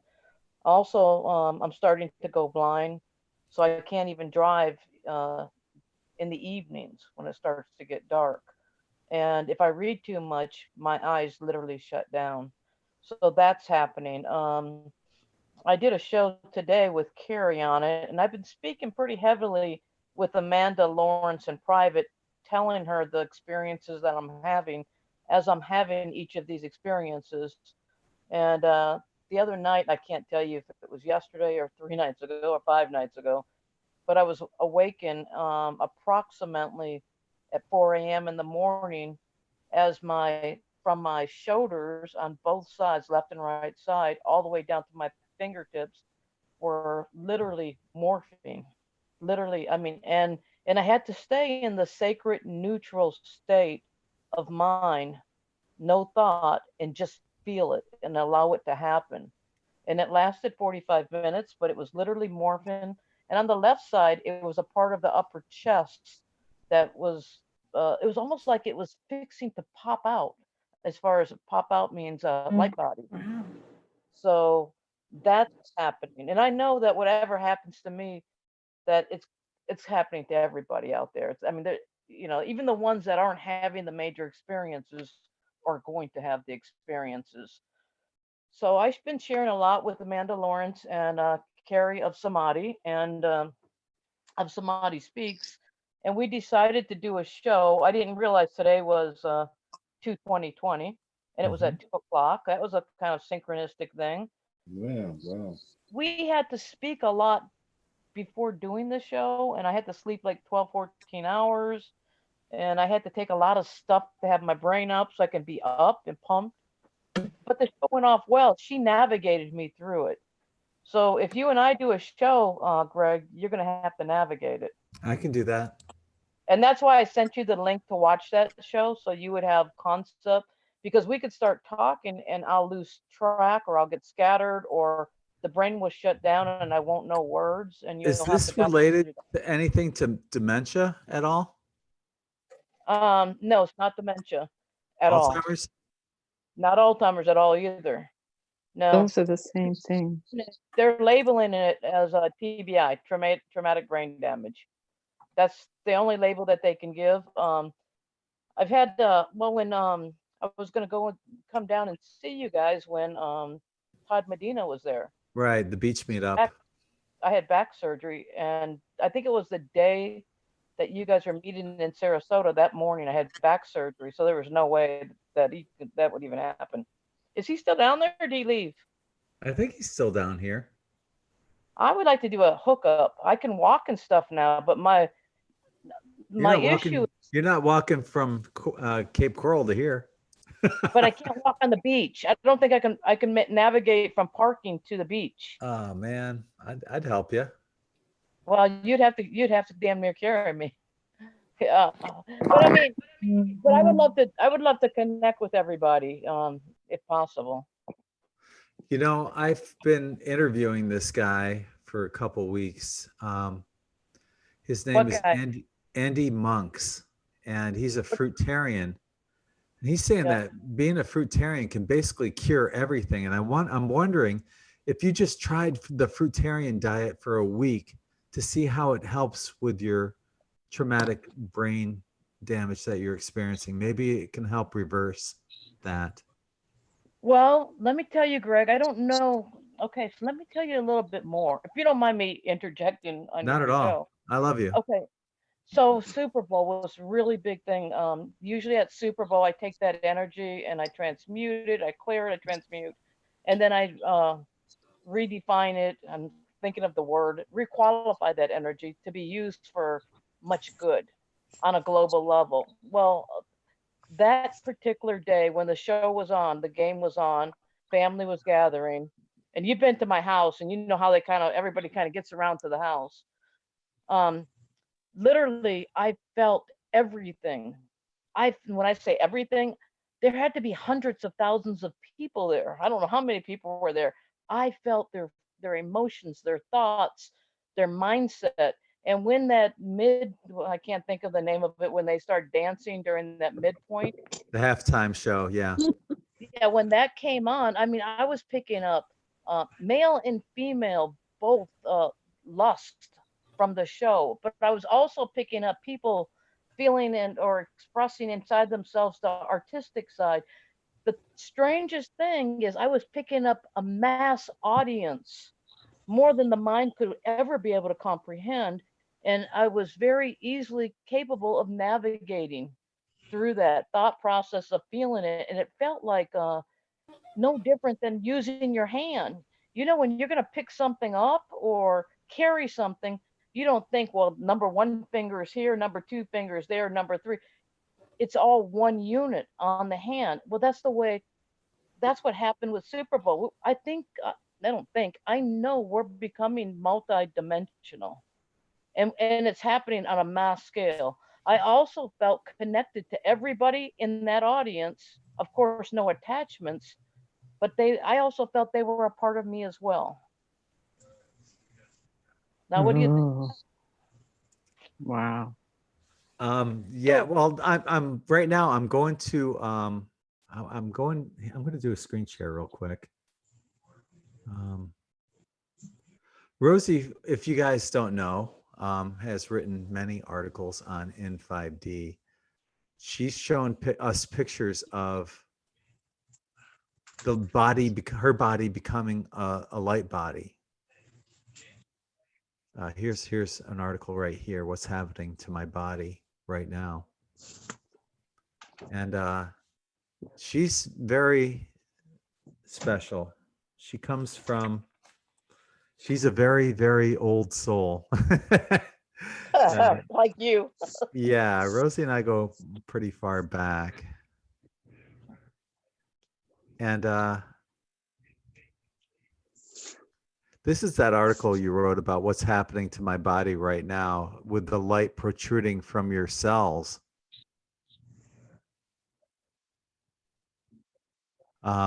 Is that still happening, Rosie? That's calmed down, but I took another, they went and tested the mitochondria again. It could have been 2, 3, 4 weeks ago. I can't keep time. It's become so liquid, or fluid. But what they said on this last time, and I do this like every year, sometimes twice a year, the doctors have me do this. They can't recognize anything, and the doctors don't understand. The RNA's changed, the DNA's changed, and they can't distinguish which is RNA and which is DNA. And the mitochondria is completely unrecognizable, and the mitochondria is the powerhouse of the cell. So I believe that that's got a lot to do with, I guess it's got a lot explaining what's happening to us on a physical level. It's literally, we're changing on a DNA level. Mm-hmm. You're becoming the creator. Yeah, I think that's really, really important. Another thing that happened on my birthday is February 13th. And, I told you I had the experience and the way I felt it and experienced it from Super Bowl. Well, on my birthday, everybody was sending me, love and happy birthday and happiness, but I didn't experience it that way. I think there was, I can't remember now, but it had to be 1,000 between private messages and comments. And I wanted to answer them back, but it was almost like the energy being shot toward me. It was like, being pushed toward you. And of course, these people were they were in heart space. They were loving me and thanking you, it's your birthday, be happy type stuff. But it's not the way I felt it. As a matter of fact, I found it to be extremely depleting to the point that I went down 100% from it. And and I was on the show with Carrie, and I also talked to Amanda Lawrence about it, finding out why the people, that were sending me the love, why it was so harsh on me. But the Super Bowl, which was more of a negative thing, had no impact. And they say it's because when someone sends you something, they're literally putting it to you. And so there you have 1,000 different people putting it to you. So the energy is being slammed into you. Whereas on the Super Bowl, you're sacred neutral, no attachments. And because I'm a person that attaches to the people, my friends, you're literally opening to receive them and kind of like you want to coddle them.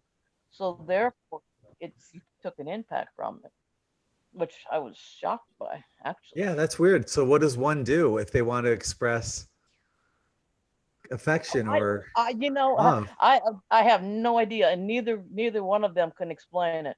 But I will tell you, Carrie Samadhi, every time I have an experience, she absolutely knows what's going on, and she has a way of explaining it with such grace and simplicity that it's amazing to me how, she's a talk show host, but she should have her own show demonstrating her own abilities, because she blows me away, literally. maybe it was a overload for you from your heart chakra, and it was unbalancing you from your root, and it totally took a toll on you. And I think a good way for people to send love is be like, hey, can I give you a healing, or can or something like that. But maybe it unbalanced you. Maybe it sent your heart space into a different type of space. Well, I don't know. I can't comment on it because I don't have enough insight to offer you an answer to that. But and I can't agree or disagree because I don't have enough insight as well. But I've been having a lot of incredible experiences. Like this morning, it had to be about five something in the morning. I woke up and I literally see flashes of light going on and off. And it happened several times. Now, when I'm saying several, I didn't count them. It could have been 5 times. It could have been 12 times. I don't know.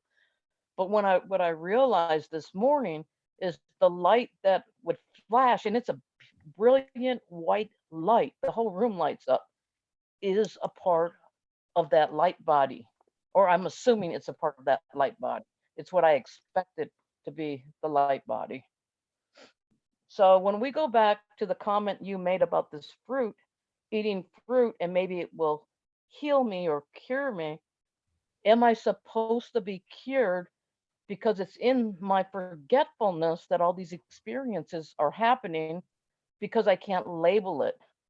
There's no label, there's no foundation from the past or reference point. So therefore, it's just allowing it to happen. That makes sense? Yeah, it does actually. So that's kind of where I'm at, but my brain's starting to shut down. I'm getting real tired. So Okay.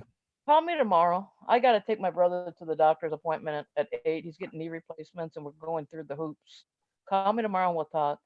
Yeah, we'll make an arrangement to have you on as a one-on-one guest. Okay. Okay. Watch that video. You're gonna have to navigate me through it. I will. I'll do that for you. You know that. Thank you all, and I'm sorry for interrupting. Not at all. Don't be sorry. We love you. Love to you, sister. Bless you.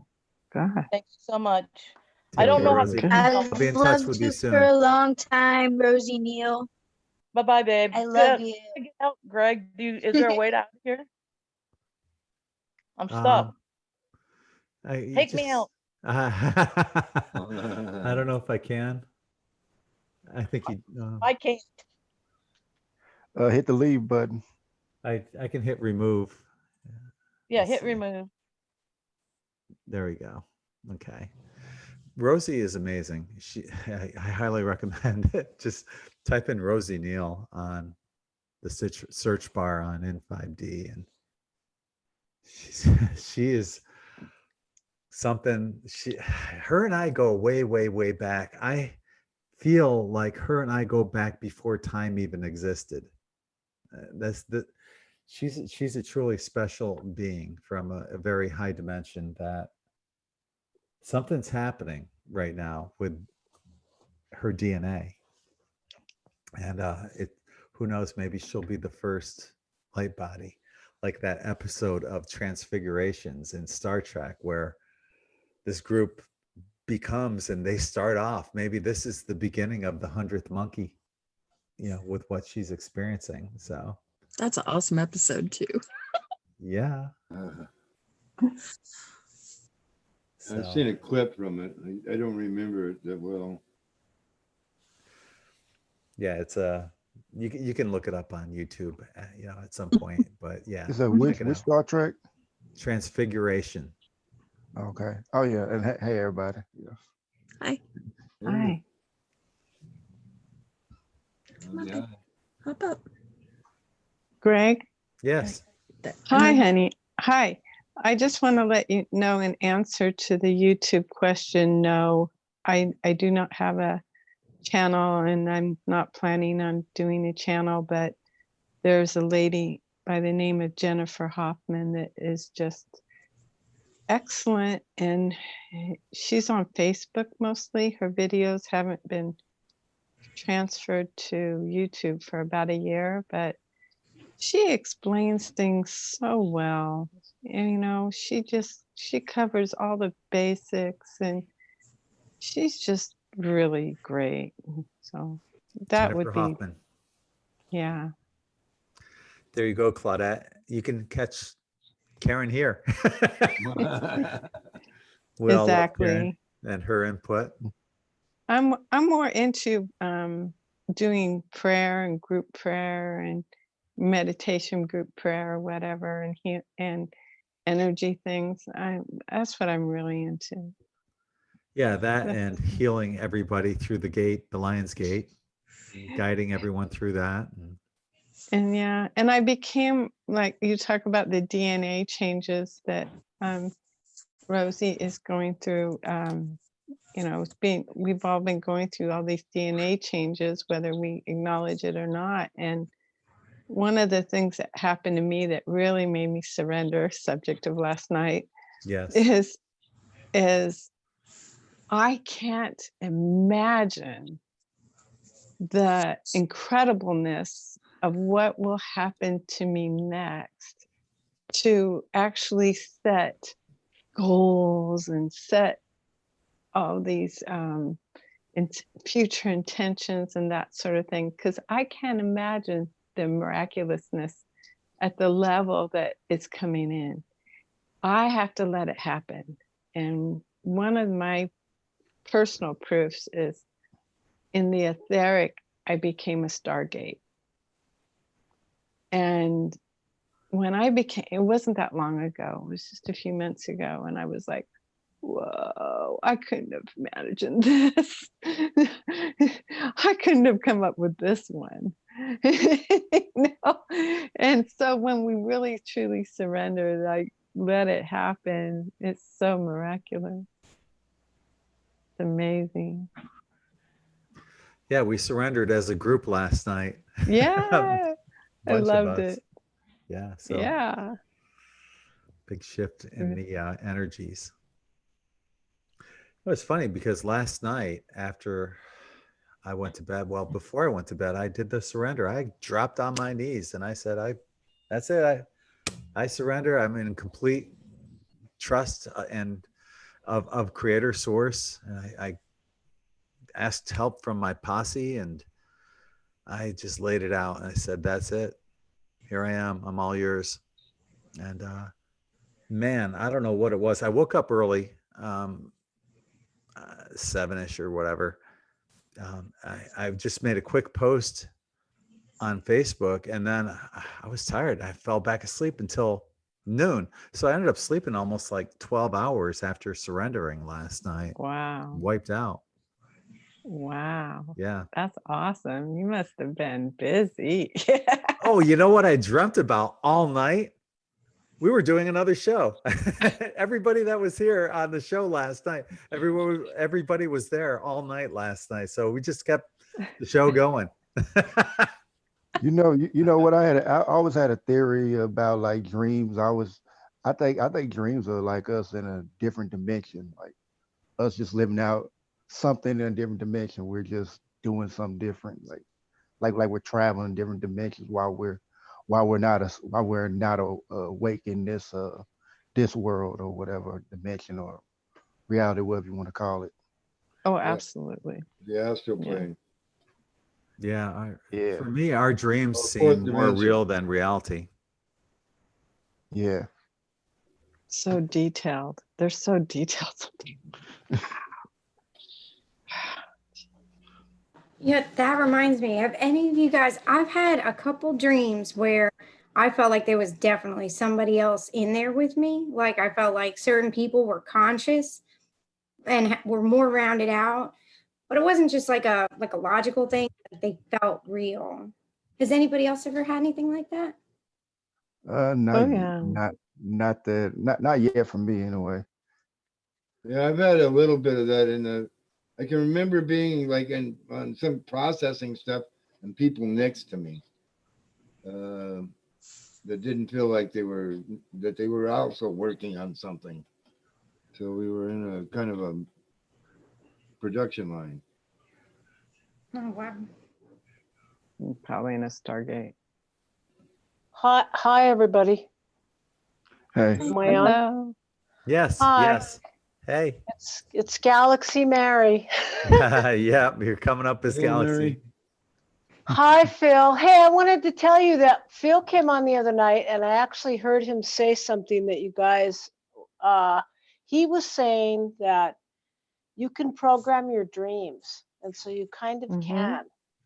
Yeah. So before you drift off to sleep, when you go through your pre-meditations and everything, you can kind of direct. You could say, okay, I want to go to, and it doesn't always work out perfect, but Phil's right. You can say, well, I want to go to a beach and I want to be with the shorebirds or whatever you think you want to do. And you can kind of program your dreams. So it helps. And when you go into your second twilight, no, that's just when your subconscious takes over and something else happens. But you can program your initial dreams, I think. It kind of helps you work through your problems in your subconscious mind. Your dreams are kind of meant for, it's like if you have a computer, your brain is like your computer storage system, and your pineal is a different object and your heart is a different object. And you are trying to work through the problems of the day when you're doing your dreams sometimes. And when you go into your second twilight, though, that's it. Those dreams are like more like your reality. But those original dreams you can program. Phil is right. Yeah, there's also somebody that you can look up on YouTube, Sergio Mangina, something like that. He does like Toltec dreaming, which is very detailed and and helping with, I guess, called lucid dreaming or whatever. Lucid. Yeah. Yeah, you use like ancient Aztec, I think it's Aztec practices, something like that to achieve that type of dream. I did like 17 years of oh God, now I'm doing it. 17 years of hypnotherapy, and with a really good friend, and he became a hypnotherapist. And through that process, it was interesting because I programmed the hypnotherapy. He just did the hypnotherapy as I programmed it. And of course, being aware and awake, you're aware and awake during hypnotherapy. So then by doing that, you become very aware and awake when you're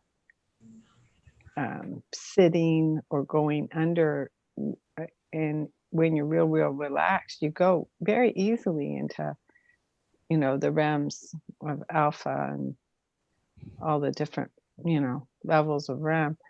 And you can stop at a certain point and just, if you like it, hang out there and say, oh, I want to go visit, I want to go visit God, or I want to go, visit. I have trouble with that. I have trouble with that. Have you ever had the point where you get to a dream where you think, and you see something that you want to keep going into, like a pool of water or whatever, and you keep trying to go into that, or you want to open a book or something, and you think, oh, I'm going to go there, and you can't really do it. It kind of gets away from you.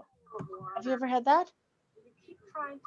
Well, yeah, I think we all have, whether we remember it or not, because that seems to be part of the veil of in some way or another, very warped, but veil. There's all these veils that we have up around us, and when we hit a veil, it's like hitting a door or a wall, or in a sense, because just as an analogy, because there's just something there that we're not ready for, or we're not going to go to yet. That's what I get from that sort of thing. And then suddenly we'll have a different kind of dream that we don't relate it to the place we couldn't go, but we're doing that, later on down the road. So. Yeah. So I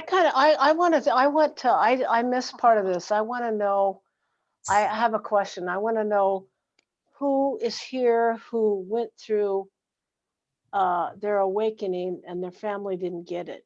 Because I went through that. I mean, like I said, I told Greg a long time ago, I think it's one per family that's awake. So what is that like? What is that like when you're awake and your family's not awake? How does that feel? Well, I mean, me, I was awakened at a very young age, so I seen a lot of stuff that people probably would terrify me. There was some stuff that was amazing, but it was like it was really confusing as a kid because terrified and amazed at the same time, and you can't really tell your parents this because they'll think you're crazy. It's like, Well, what cause about your I friends? What did your friends think you were crazy? Did you have anybody that you could trust that you could say, "Hey, I saw this," and they went, "Yeah, wow, I get it," or no? yeah, I had like one friend that understood, but yeah, that was pretty much. I found out like I shouldn't tell everybody when I tried to tell my classmates like after final so excited. It was like we don't believe you like okay, well guess I don't go tell So, nobody after. so it's not a hallucination if you have a picture, right? Yes, No. you're not hallucinating if you have pictures and evidence of things that you've been seeing. I mean, Right. obviously. No, Yeah. no, it's I not. had a weird thing where I just thought everybody was like me, and because nobody talked to me about any of these things growing up, I just thought everybody saw the same things and did the same things. I didn't know that they didn't till I got a lot older. I think it depends a lot on the family, honestly, how much they love you conditionally or unconditionally. My parents, they don't understand a lot of the stuff I'm going through. They're Christians. I obviously am not, but they love me and support me unconditionally. My sister, my oldest sister Tara, does as well. So I mean, regardless of whether they believe me or not, they love me unconditionally enough to support me regardless. Oh, right on. Which is the way it should be. That's exactly how I feel about my daughter, whatever she decides and wants to be. It's the way it should be, but it's not the way it is normally, though. Yeah. Yes, you're not Yeah, normal, we Greg. can relate None to of us that. are. We can relate. Well, I have to tell you, this is something unique about our awakening. Okay, this is something that I found out kind of accidentally about our awakening. I had a lady come over to my house the other day that I'm working on some kind of a project, so I'm not going to say what it is, but I had a lady that come over here that I've only met her like one other time, and she sat down at my kitchen table, and for some reason she just looked at me for 5 seconds and just started blurting out her whole thing that was going on with her family and her husband being ill and her whole deal that was going on and where they lived. She looked at me after telling me her whole life story and what was going on in her life, and she said, "Oh my gosh, why am I telling you all this?" And I just looked back at her, and I've never met her, only the second time, and I said, "Because it's me, and that's what happens." And she's like, "What?" And so that's part of how we're guiding people, by being more awake than our families, and our family doesn't understand it. We're there for them, and that's our awakening. Is we're supposed to be like the way showers, because I was like shocked and she was like shocked, and she said, "Why am I telling you all of this?" And Oh, I I've have that never happen to done me at this. the grocery store. It Oh don't yeah, matter where I am. they just kind of tell you, They and you're come like, out of the "Oh." woodwork since I was a child. Why are you telling me that? Why am I telling you my whole life? Well, that's because that's the awakening. That's your awakening. You're awake, and you happen to be, and that's our gift. That's our gift, is why we were awakened before everybody else, is because we Maybe are supposed to be calmer. Oh, go ahead, Greg. maybe we're supposed to help pull them through as Well, well. that's what I'm saying. That's what I'm saying. I think you're right. I think you're right, because you do that, and so we are paying it forward from what you give us. You know what I'm saying? You give it to us, we pay it forward. They come to me and they tell me their stories, and they're like, "Why am I telling you all of this?" And I'm like, "Well, yeah, I guess because you needed a safe space to tell it." So that's why the family doesn't understand. Sometimes they don't get it because they're not awake like you. They don't understand why they're not awake, but it's just like everybody has their own path, and we're supposed to be helping them. So I think that's why we're trying to educate ourselves and be a spirit family. You think? I see this comment on YouTube in the chat room there. And it's from Darlene, and she said that she did the third eye mirror meditation that you can find in 5D. And I talked about it last night, and she said it was great and that she saw many of her past lives. And what you'll see is what I think are just aspects of, basically who you are. And it's going to go in and out. It's going to go by so quickly when you do that third eye mirror meditation. But I only would recommend that to experienced, at least intermediate meditators. If you're just starting out, you're going to freak out. If you're just, Yeah, if they you're just will. starting out meditating, don't do the third eye mirror meditation. Yeah. Yeah. So. Yeah, definitely open at the wrong time will definitely have bad negative consequences. Yeah, when you see all these aspects of yourself just changing right before your eye, bam, bam, bam, bam, bam, that could freak somebody out big time. But, That's Yeah. very much like what I had to overcome because that's the way I lived. I would my personality had been so shattered and that even I had to change into this person to go to the bathroom. I had to change into this person to be a good automobile driver. And I had to get in touch with my third eye to pull to and experience what you just said, to even understand myself. And it took me years to get there.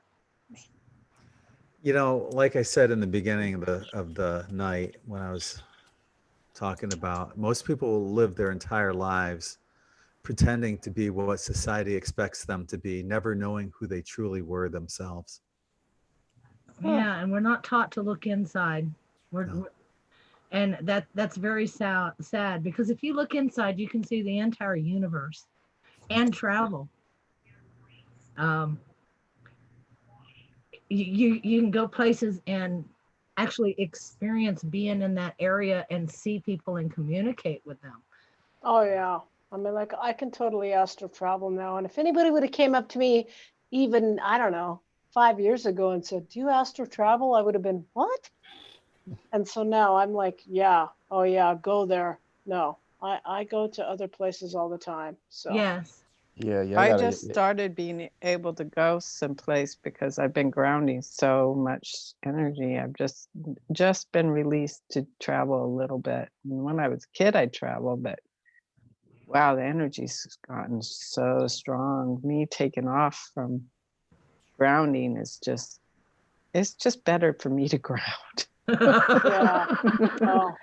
Well, you have to, Karen, because if you astral travel and you're not grounded, when you come back, you're like me, and you just get like, when you don't know what you're doing, you just get whammed back into your body, and you wake up in shock, and you're like, oh, what was that? So you have to. No, I mean all of me has to stay. Every bit of me has to stay, and I'm just now being allowed to travel a little bit.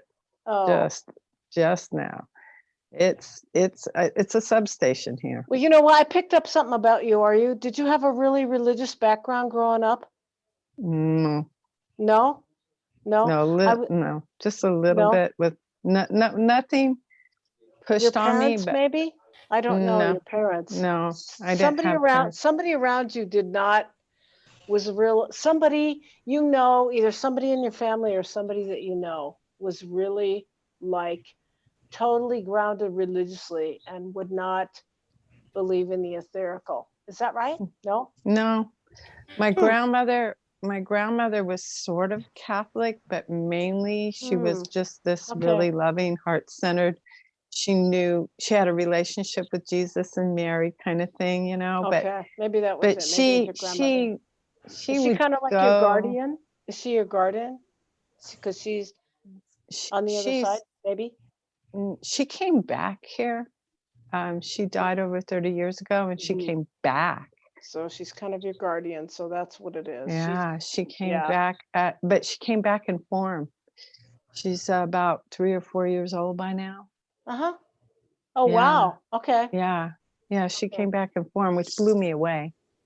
I want to tell you, it blew me away. That's nervy. Sorry. Because you know, you can stay over for quite a while, but grandma was she was my twin, and that was I think that was very, very hard for me to be separate from my twin when she passed. I took care of her and she passed. And but no, she's back. I keep looking for her. Little kids, I look. So yeah, it's really a trip how religion plays such a big role in people's So lives. Karen, is there anybody in your life that doesn't understand your awakening? I mean, we all have a friend or something. No, they all left. My sister-in-law thing. They all left. My life I got cleaned out. I had a Saturn return a couple years ago, and I almost died, and then almost died again. I'm just moving out of that Saturn return. And basically almost everything dissolved in my life, almost everything. My husband's and I are still together and stuff, but everything else pretty much gone. So I feel very blessed because now I'm out of the return this year. This is my year of healing. And I have, I know I have some time here. I have some real time here left. So now I can do another gig. So it's going to be good. I'm excited actually because I got a new gig. I got a whole new gig. Supposedly we're all going to come back because we don't want to miss the event. I mean, I have been told, nope, I have told my spirit guides, no, I'm going home. I'm going back to Creator. I'm done. This is like too many times. I'm done. I'm finished. They're like, oh no, you're going to come back because you got to see the event. You have to be part of it. You decided. I'm like, nope. They're like, yep. Well, I see. So I close. see it as the outcome. So close. Thank you. Give up now. The event, not Why the event. leave when the event's going to happen in our lifetime? Well, I feel it. I feel the I flames. get tired and want to No, leave sometimes you too. guys, the flames are coming together. The flames are coming together. The flames are coming into one. I feel it. I'm experiencing it. It's coming into one. We're going to see the event. We're going to be the event. We're going to know. It kind of feels like a book that's closing, but all the pages are turning into one. Oh yeah, it's like two worlds merging together, Diana. It feels like thousands of worlds. You can kind of feel the schmear. I call it the schmear now. Schmear. Yeah, for me it's fire. I see it's 3 electricity. moons. Yeah, it's it is the electricity. charges. It is electricity. Yeah, for me, but my experience is electric. Very, very, very, very, very electric. So it is. You guys should see me in the morning. That's why I was thinking about this the other night. I cut all my hair off real short because I had really long hair, but when I wake up in the morning, I look like Giorgio Tsoukalos from Ancient Aliens because there's so much electricity in my room. My hair is like, when you rub a balloon on your head and you get up and your hair is all shring, that's how my hair is. There's that much electricity. Those are antennas. Yes, they are. And even if I wet my hair, Greg, I put coconut oil on my hair and I put water on my hair and everything I can before I go to bed, okay? And I wake up in the morning, I look like Giorgio Tsoukalos. I'm like, what happened? And it's just so much electricity. Aliens. Aliens. Ancient aliens is something. I've been asking for years if I can cut my hair, and I keep hearing no, you cannot. And then one day, it was just a few weeks ago, one day I put my hand behind my back and I touched my hair and I felt all the electricity running through it. And I went, okay, I give up. I get it. I'll cut Well, my yeah. hair when Phil cuts his. No, you can't cut your hair, Oh. Greg. You can't. That's a Samson thing. You can't cut your hair. But you do look younger with your hair back, I must say. Takes like 10 years off your face, but I don't don't think cut so. your It shows hair. the gray more. Oh no. I don't not care. You know, I turned 60 this year. I'm That's supposed to not have gray. That's a badge of courage. That is like, hey, I'm an some of old us love soul. Yeah, this is And from the skin cancer, and this is from the heart attack. Well, hey, This is from good. everything, Greg. Everything. It's all good. See, Karen It's our knows. sage badge. Oh yeah. Got rid of Sage skin badge. can. I had some skin cancers. They were saying they were going to have to cut way up into my hair, take my eyebrow off, and everything like that. I got rid of them with cannabis oil that I made myself. Yay. Yep. So obviously I am a cannabis user. I've removed, I don't know, probably like 13 moles with apple cider vinegar. Uh-huh. It works. Takes about a Oh, week. that's a good thing. That's a good thing. Did you tell that fruitarian guru that? He probably would love that tip about the apple cider vinegar. No, I didn't. Oh, I can't think of his name. Yeah, I swear by it. Yeah, I'm totally, for 10 years, I studied medicine because I have some kind of a weird blood disorder, and I got diagnosed with an autoimmune disorder in 1987. And the guy that was treating me was a young doctor at a training hospital. He said, well, we don't know anything about this. He said, but you're welcome to go over to the training hospital and study all you want. So I did.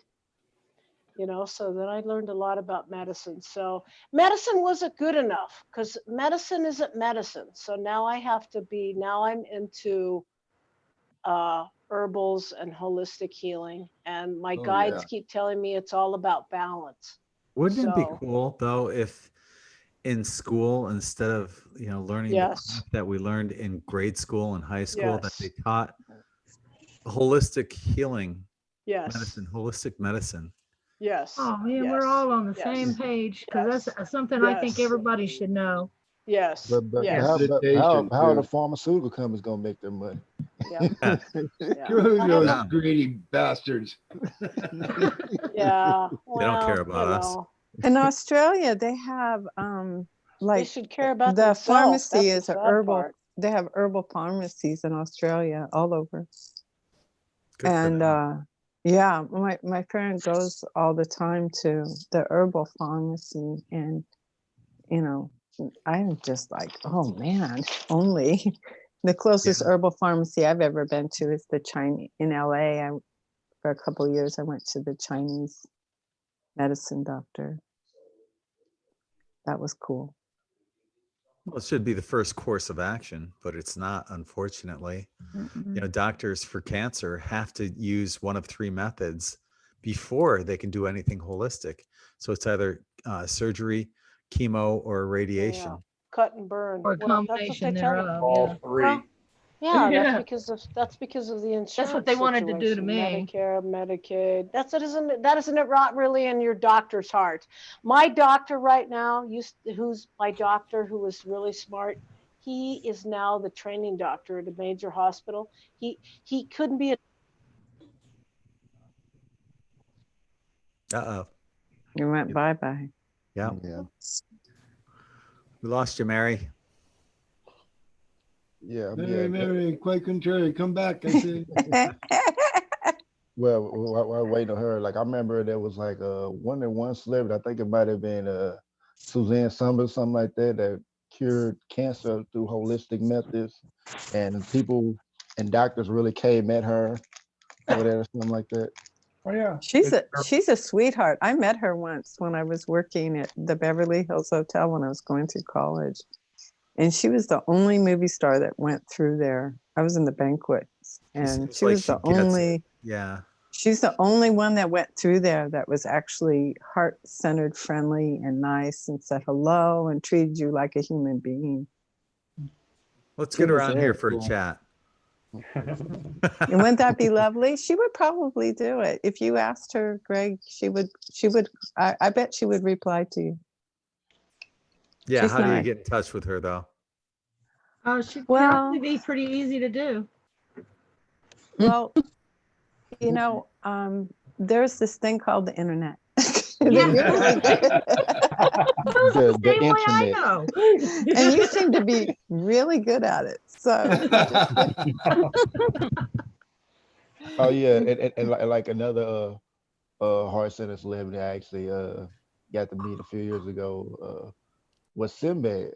Sinbad is actually a pretty cool guy. Like how his personality is on movies and all that. That's really him. That's him in yeah. real life. And I think he came here because I think one of my friends like was giving him guitar lessons. So,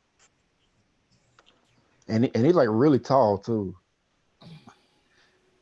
Yeah, I don't think, you know, everybody out there that has a name is untouchable. I mean, I think some of them are recently I put a challenge out to that guy that has been talking to everybody I forget his name. He's been all over the place, thin, longer, dark hair, young man.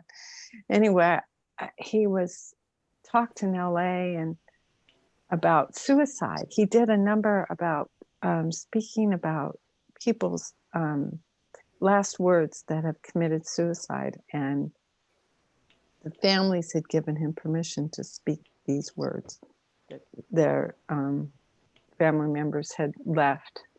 And I said, well, you know, the core of this to me is because one of the people that they quoted that had committed suicide, a good friend, was a person that had been loved by many people. And it was being given love. And I said, yeah, to me, it's all about allowing. And how do we talk about that? Okay, you want to talk about suicide. I want to talk about allowing love, how to get people to allow more love. Where's that at? I challenged him. No, I haven't heard from him, but I did challenge him in my comment because it doesn't make any sense to me to, like, I don't pray. I'm never sad for anybody. You guys aren't either, I'm sure. You're not sad for people. You pray for them. You give them love, you know? And so if we hallmark the act of suicide instead of hallmark, how do we open up and utilize this information to get people to realize they need to open up and accept more love, that they need to see love, they need to, you know, realize that they're vessels of reception when they want to be, when they allow it. I think Anyway, you answered that's that where question earlier. You lead by example. heck yeah. Start, yeah. You got it, you know, but he's giving the example and going on and on about suicide. Why would you do that? Why don't you, let's talk about something real, you know, important, which is all these other millions of people that need to accept more love. Right. Yeah. I think they're both important, honestly. I do too, Depends but I on mean, perspective. I wouldn't go on and on about suicide versus, you know, like, let's talk about, okay, I'm not putting what he said down. I'm just saying my point is, let's talk about accepting more love. Let's open people up. Maybe Focus he on was the having positive. suicidal thoughts. Right. No, he's been going on about all kinds of things. Oh. He's just going on. I mean, I like some of the things he says. I forgot his name. I'm sorry. I'm so bad at names sometimes. Oh, don't feel bad, me too. Yeah, I do the same thing. Yeah. Just call everyone Phil.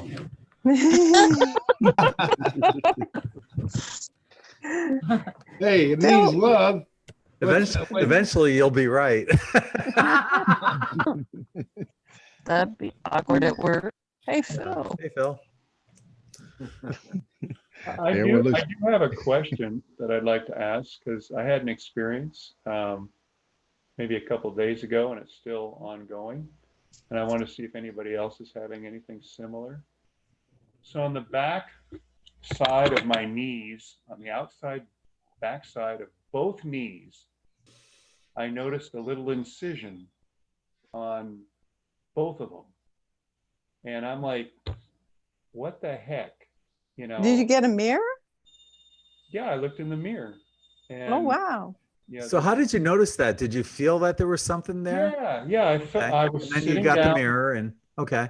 I sat down and it was sunny here, one of those rare days it is.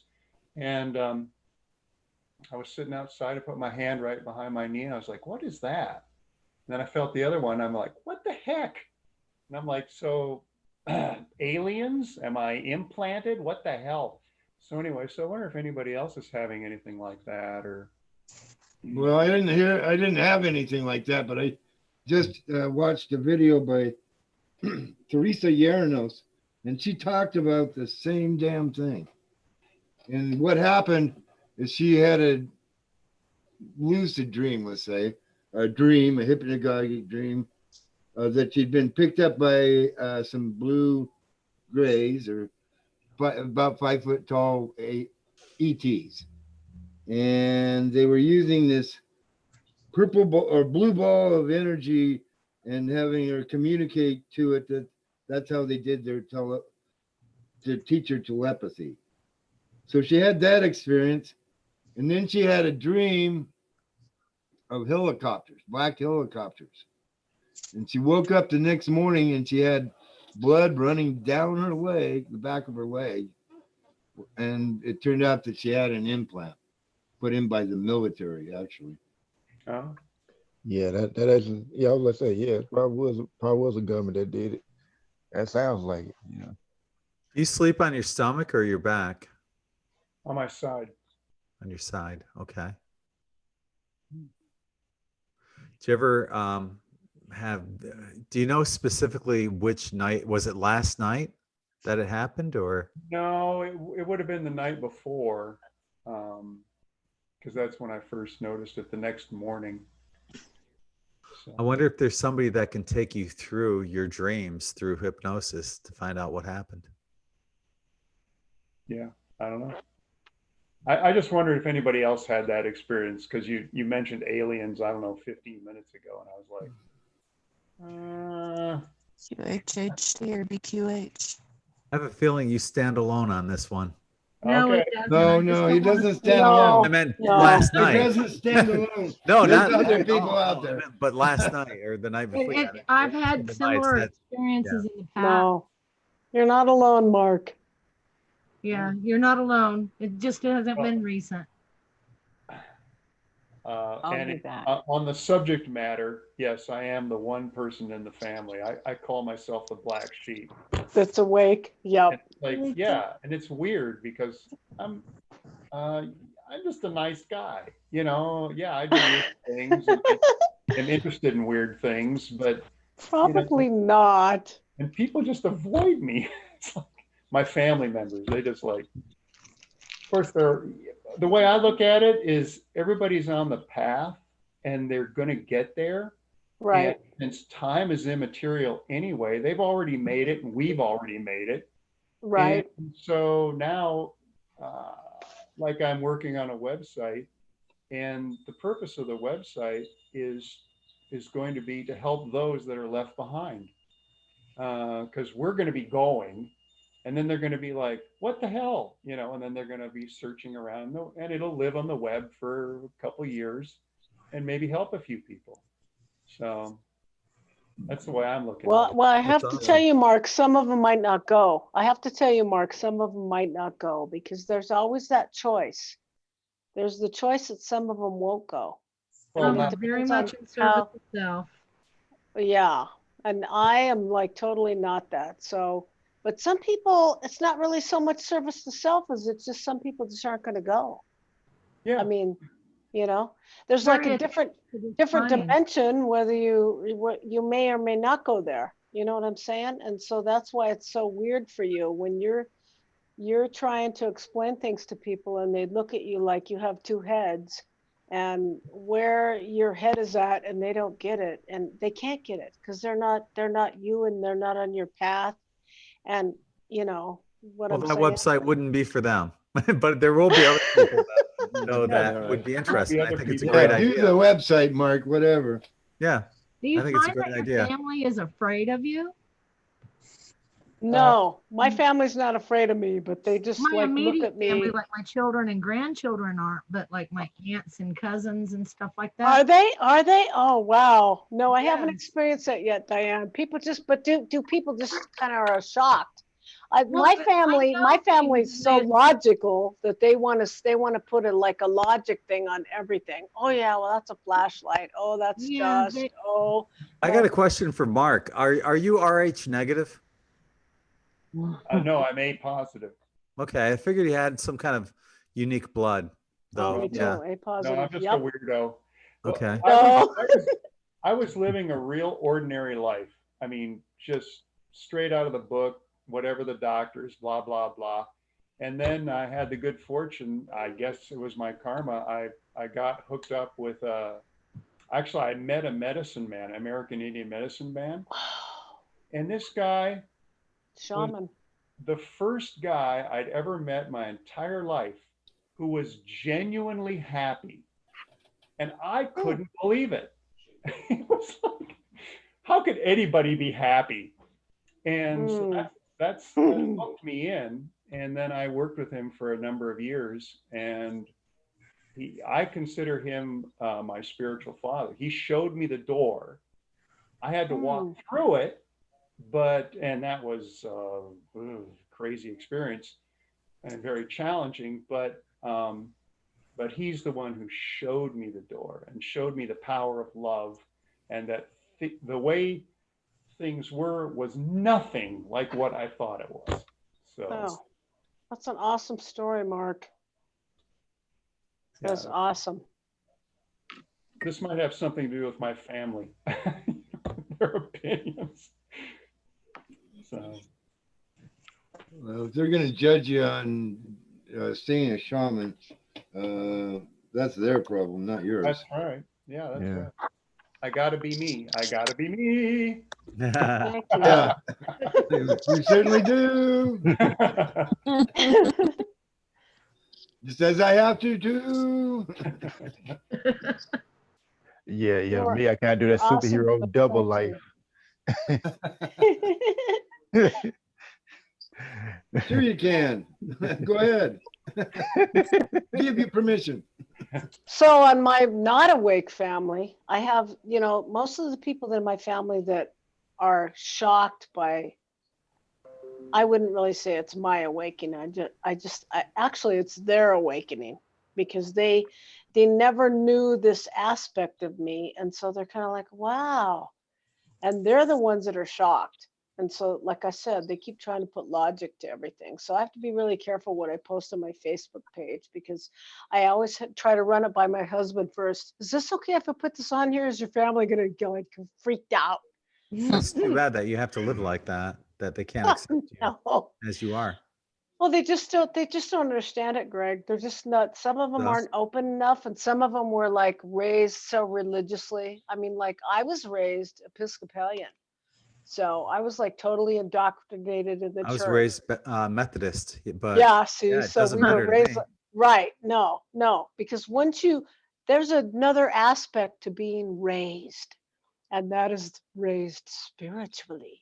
I remember standing up at my mom's funeral, and she wanted to have that song sang, Amazing Grace. And I said, we can't sing this. I said, I'm not lost. And like the priest's mic went dead, I'm like, oh, it really did. I'm like, wait, yeah, mic drop. I'm like, oh, I'm not lost. We're not lost. Okay, we're woke up, and yeah, the mic went dead. So I agree with Mel in the YouTube chat. Be true to yourself.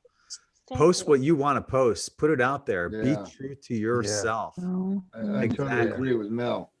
Yeah, I know. Yeah, I know when I put I let my freak flag fly. Yeah, I know. I used to put Facebook post on Facebook, like I post soda, post and some post from your website, Greg, and like and I hear some of my family members like they would see it sometimes say, yeah, that's a little too deep for me. That's okay. At least you're being you. You're standing in your true divine power. In your light. In your light. That's what you're supposed to do. Like Greg said, hold your light. Yes. Some people will drop out of your life without a doubt. They did. You know, And some you're people right, come Mark. into That's it. You're okay. right. No, right. You're right, Mark. And actually, Greg can attest to that. I mean, all of us have kind of lost some what we thought were friends because they were shocked. So, Yeah. yeah. Yeah. I'm okay It with was that. Look at pretty all hot. the friends you make when you stand Thank in that you. vibration of Yes. truth, love, and light. Yes. Look at all you Right. people. You were awesome. This, Yeah. you're all family. Yes. Awesome. You're all family. Yeah, when I'm not with you guys, I miss you. Actually, it's weird. I thought that was bunk, but I do. Much Look at love the to you family guys. you just inherited. Thank you. Spirit and That, and 5D. you know what? That is the family. The family that you choose is actually the family. The family that you choose and the family that you attract, that is your real family. I agree. Yeah. You know what I think though? We all chose our families we're born into. Definitely.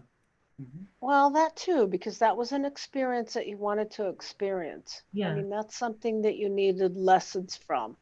That's And something I teach my kids. Some things are agreed upon before conception. you're right, Diana. You're right. Some things are agreed upon, and your family gives you lessons.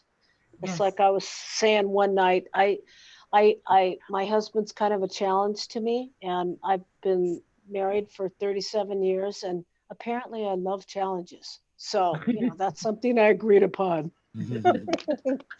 Let me learn something today.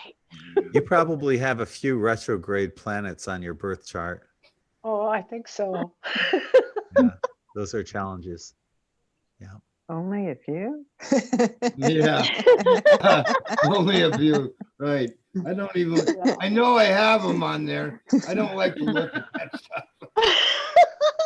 I was lucky. I didn't have any, but they put enough on my plate, you know, just within 5D that and fighting Facebook and all that stuff. Yeah. Yeah. I pretty much They marked gave you a really Heart big attack, purpose. skin cancer. Yeah, I've had enough. Enough I challenge. have a neighbor that lives around the corner and she's in her late 80s now, but she's had over 17 surgeries. 4 of them were open heart. Many of them were cancer surgeries. It's like, what? And then I met a man the other day, well, the other month, and we were buying this chair. I'm sitting in from him, and he, in 7 years, had 43 major surgeries, from a heart attack, being in a coma from a heart attack, through going through throat cancer surgery, and then the problems with the chemo, going through back surgeries to knit them back together. Oh my God. And he's still standing and smiling. I couldn't believe it. Sounds like my old neighbor, I Karen. must be thinking wrong because I don't think I would go through that many surgeries. That man was a joy to meet. He was an absolute honor. It was an absolute honor to meet him. And he was he was Catholic. He was very God-centered. He was Italian, but he was just the gentlest soul, you know. Wow. Sweet soul. And seriously, he was up for another surgery coming up. Yeah. It's 11/11 on 2. You know, how weird is that? Greg, I'm sorry to interrupt you, but you know how many times I've written 11/11? That is freaking me out. And on my clock, it is 9/11. I have written 11/11 probably 11 times. That is a sync. Whoa. 11/11 on 2222. Yep. 11/11. I can't, I should show, I can't, I don't know how to take a picture of this or I'd show you guys. Whoa, that is a whoa. I'm gonna have to draw a picture tonight or tomorrow.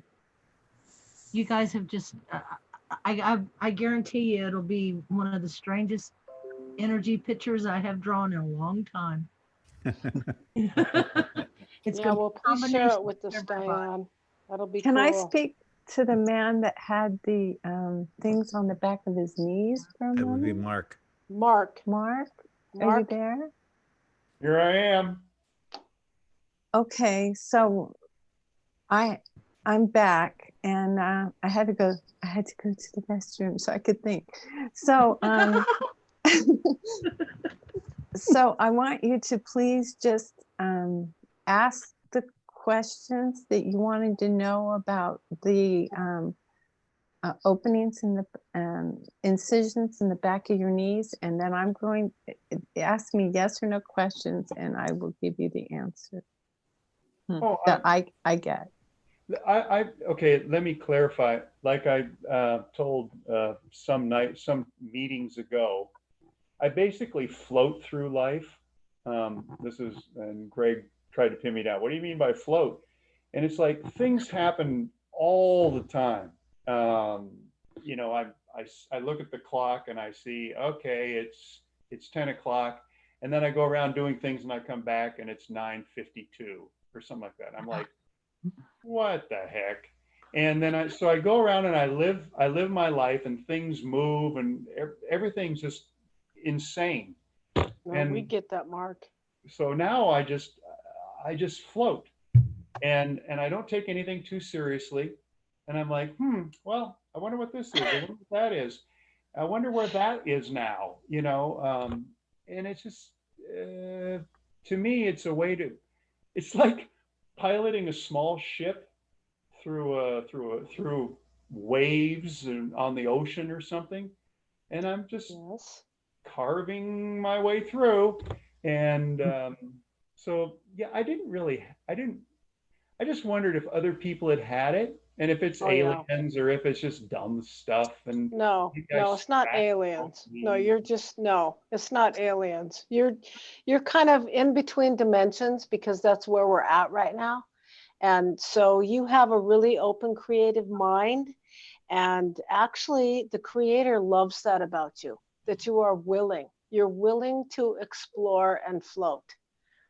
Do you get that? I mean, it's like, okay, cool. You are open in your mind, and that is an awesome thing. No, that's nothing we don't understand. Yeah, and another thing is time manipulation, because I remember I did that. I actually did that once. I was looking at a video that was supposed to be 6 minutes, and I was looking at the time because I was watching on my phone. And when it was done, like 6 minutes were up, but it had been only been 4 minutes since I watched it. Oh yeah, time is like whatever time is right now. There's no I stopped wearing a watch in 2012. It doesn't matter what time it is, because So time Karen, is seeing different. how he was basically asking you that question, what's your answer? He has a soul group in a ship nearby, is what I saw, and is part of his soul group. Like the Council of Light is above me all the time, and they're in a ship, which cracked me up. So, what I saw is I saw the energy going up into a ship, and I saw the back of his legs are quite often, those are the first places where we don't realize it, that we get sores, that it's a natural occurrence, that the back of his legs are in need of lotion, they're dry. One of the first places dermatologists check for cancer is in the back of the knee. And the back of the knee will get all kinds of weird things. It can get it from your pants and all kinds of things. So I got it that it's a natural occurrence in his body, but I did see that he does have a soul group connection. There is his soul group ships are about him, and you know, for most of us, there's somebody in a ship somewhere. Where are they from? I just heard Arcturian. Okay. There you go, Mark. What do you think, Bill? No, I could read Arcturian on him. Yeah. No. I'd go with that. Okay. Yeah, a lot of Arcturian energy's been coming in the last year. Loads and loads of Arcturian energy's been coming in, especially in the last 6 months. And it's only the energy coming through the gate. My gate is been Pluto, from Pluto this last week. It just shifted from Arcturian to Pluto, and it'll probably shift back, you know. I would imagine it'll shift back kind of quickly, but I don't know. But Arcturian energy's really been strong. So, Edgar Casey talked about the Arcturians. yeah. Oh, that reminds me. I haven't read his stuff for a long time. Mary, regarding the programming your dreams, that's not my original idea. I got that from Brian Tedeschi, ARE, the Edgar Casey Society. He was the CEO. So he's written some books on dreams. And I think I heard that in one of his talks too. So you might look that up. No, I'm pretty good at that, Phil. It's kind of scary. Okay. Yeah, No problem, no, but I thought I heard you. You were so funny because you were getting ready. We were getting ready to close for the night, and you go, "Hey, you could program your dreams." I'm like, "Oh yeah, Phil's right. Phil's right. I have to let him know because you really can." So yeah, you really can. You know, you're amazing to me, Phil, because you're amazing. You have such an open mind. I mean, it is amazing. And one thing that I wanted to tell you that I really appreciate that when you donate to, I would want to say, our spirit family cause, when you make your contributions to Greg's channel, I have noticed that you always do it in what I call sacred numbers. So thank you. In case nobody else noticed, I have been noticing, like 888, 777, 333. I'm like, oh wow, Phil gets it. So that's cool. So thank you. I do get that. Sacred geometry, sacred numbers. Yep. I'm down with all of that. Yep. Cool. And that's something that the unawakened part of our family would never understand. You come downstairs, you say, "Hey, I got some information in sacred geometry." They're like, "Okay, did you want cream in your coffee or not?" It makes you wonder how many times when we Like were my younger that we saw 1111 or 333 or whatever, but it never registered, you know? Oh, I don't think so. Do you remember that, Greg? Do you remember thinking, "Oh, it's 1111"? No. Not as a child, not that it was anything special.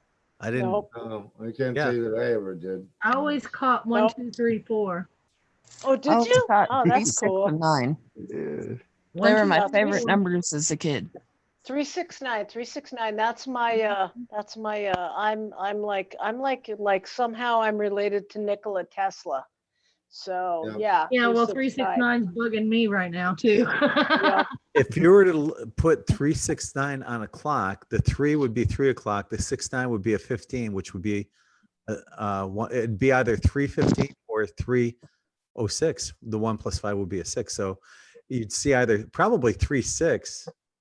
Actually, either one would work as Tesla numbers because they're both divisible by 3. So 36 or 315 would be the 369 as a clock to the number. universe. That's right. It's the key to the universe. It's It's indivisible. It's bizarre. It creates the torus. So yeah. So I thought it was so cool when I got older and learned about it. Then I was like, oh, cool. But yeah, it's like, my life path is 9 rather, completion, but my name has 3 sevens, 777 with Greg, G being the 7th letter. So, you think of 777 like a slot machine, jackpot or whatever. I don't know. It's the 777s are kind of lucky for me. That's awesome. Yeah, that's very mine's spiritual. 825, so that's 33, which is 6. So I got the 3, 6 going. Phil, when you do Reiki,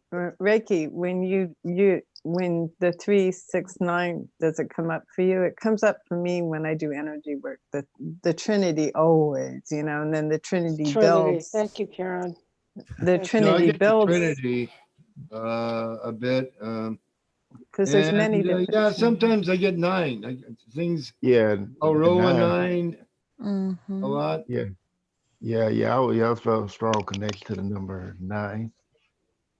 Completion. I Yeah, it's do funny the when I was 34. talking about 777. I'm looking over right now. There's 77 people watching right now on YouTube. Oh, Wow. There you go. Awesome. Synchronicity. Sync. Awesome. We're Right. syncing. Yeah. Q, syncing.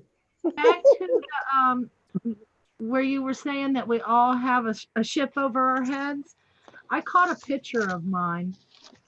Oh, Cool. can you share it? I don't know how, but I would love to.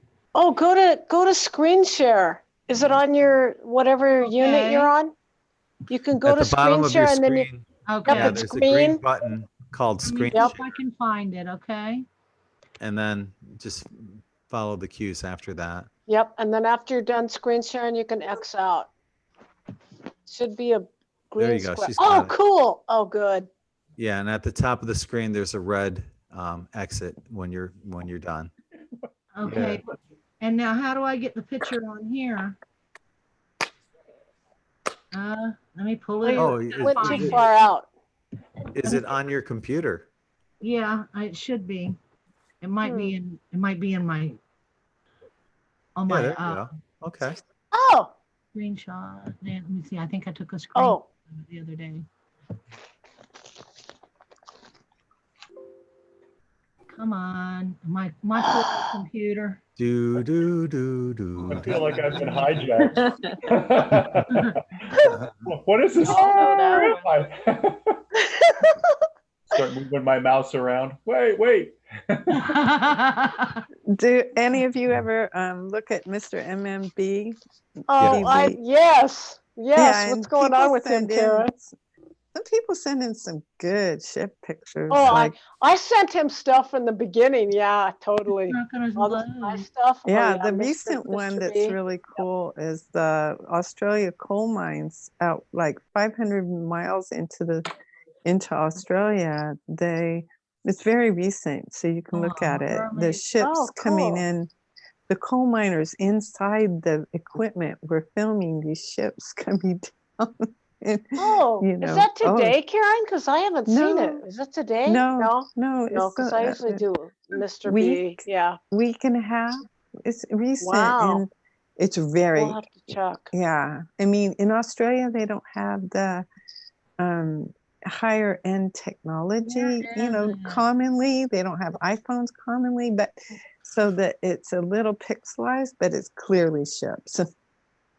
Clearly. Oh yeah, Mr. B and me go back a ways. I love your voice, Karen. By the way, I was hearing you talk the other night, and I thought, oh my God, it's so soothing. I just absolutely love to hear you talk. So, Is this a recent picture that you're looking for? Because well, I've done a lot of work, and I think I've put it over on my external hard drive. Oh, you're looking at 2018 pictures from yeah, I need 2 to go years back ago. that far. Okay. Yeah, and Yeah. I remember having a friend. One of my best friends was like he lives in Hawaii now, but like I remember when he lived it'll there, he take was me just saying, a second. I'll do it this way. He was telling me that like he was at the beach and he looked up in the sky, just seen these ships just flying around the sky. It was like people in Hawaii just looked at it like it was just a normal day because I guess they see them all the time or something like that. But he was kind of shocked, like it was his first time seeing it. He's like, "Oh man, these are spaceships." And like the kids was over there like, "Yeah, look at them." They're here for sure. I went to Isetti. It's up here in the Pacific Northwest, and there's a whole. They have spaceships every night. A whole bunch of them. The lights all over Mount. What's the date on that? Mount Adams. Mount Shasta. Shasta. No, Mount Adams. Oh, Mount Adams. Oh, okay. Mount I don't Adams, know. yeah. He said right to the east of Mount Adams.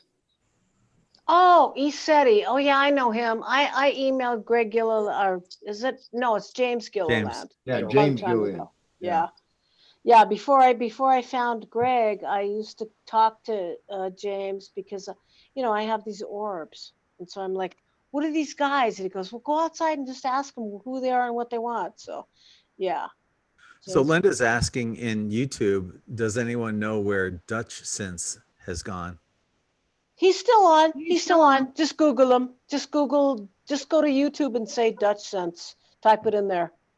Yep. He did a thing today, I think, because I'm on the edge of the North Grand Cretan, so I usually go to him because I'm like right on the edge and he did a thing today. I think it was today or yesterday about some new earthquakes. There was like a chain of earthquakes that happened in Mexico and it pushed some of the continents. And so he did a big thing. It was either yesterday or today. So yeah, that's still there. Yep. I'll keep looking, and when I find it, I'll bring it up. Okay. It's DUTH or DUCTH DUTCH SIN. I don't know how to spell it. Yeah, SINSE, I think. Yeah, but he did something today or yesterday on the Mexico earthquakes. Yes. And how they're pushing the Cretan. Yep. So Linda's missing an S in the way she spelled it there. Yeah, it's kind of strange. Hey, Lena. Alina, are you there? Yeah. Hi, Space Cadet. How are you doing? Good. My you guys indigo. are so cool. Hey. Hi, sweet one. Hey, I always gotta put the kid to bed and like meditate and stuff first. I was listening to you guys though. What about that stream of energy that hit us from a black hole and apparently it's gonna affect us for like months? What about that? Are you talking about the galactic sheet? I think, okay, I shared something about it and it was from something similar to space.com, if not maybe like that.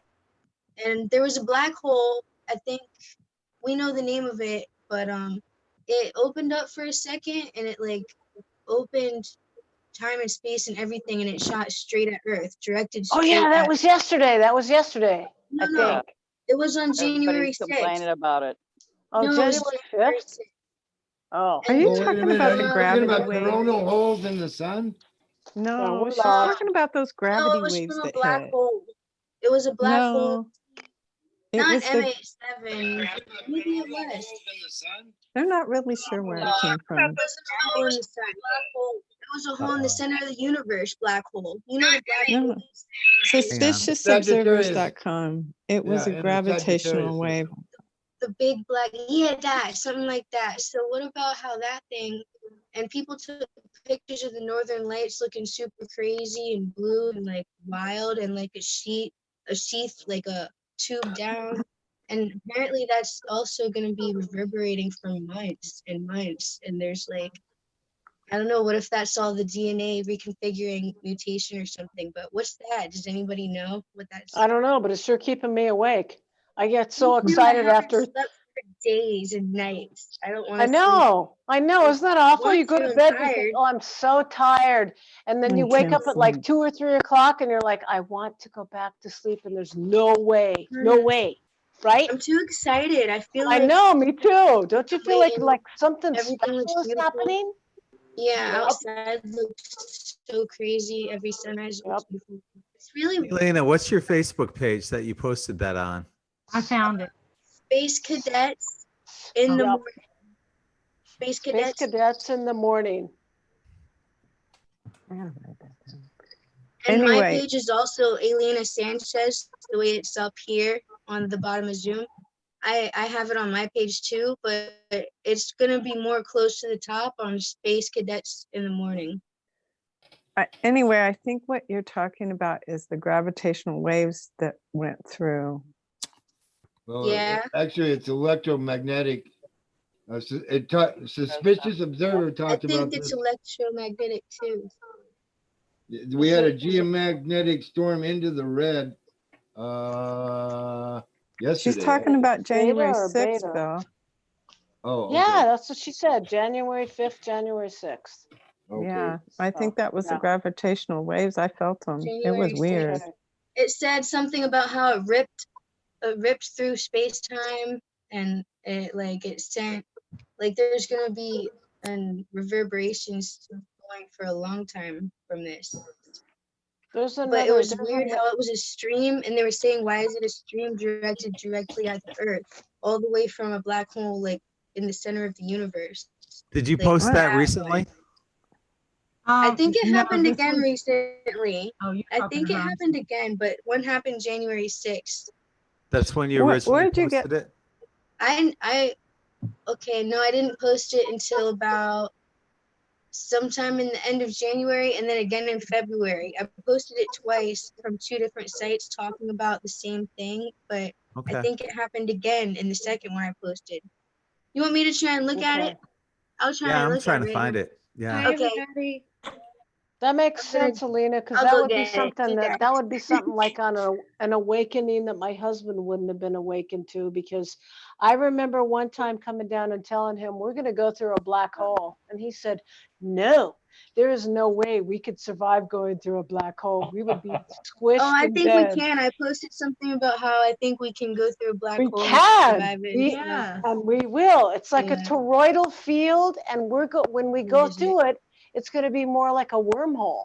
And so we'll feel it, but it won't crush us like he thought. Like he's thinking like scientific black hole of squish, and not of the etheric energy thing like we're thinking. It's more like a wormhole. When you go through the black, I'm like, we're going to go through a black hole. He's like, no, nobody will survive that. Our planet could not go through a black hole and survive. I said, yeah, they will. They're going to. We're going there.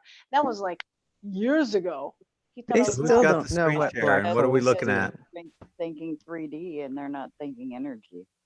We're energy. Thank you, Mark. I'm Oh, glad there you it laughed. is. Oh, Diana. Okay, you got the screen share. Okay. Oh. Did you find what you were looking for? Is it me screen sharing right now? It says Diana. Yeah. I'm still going. I'm on my page. I'm looking for it right now. Diana, did you find what you were looking for? Look at here and here. I'm going to zoom in.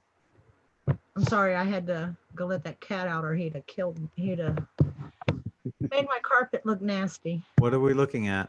Okay, this right here, I'm going to zoom in if I can get my dang thing to do it. There we go. There's a song for that. Who let the cat out? Who Oh let the no! dog out? Dogs. Who let the cat out?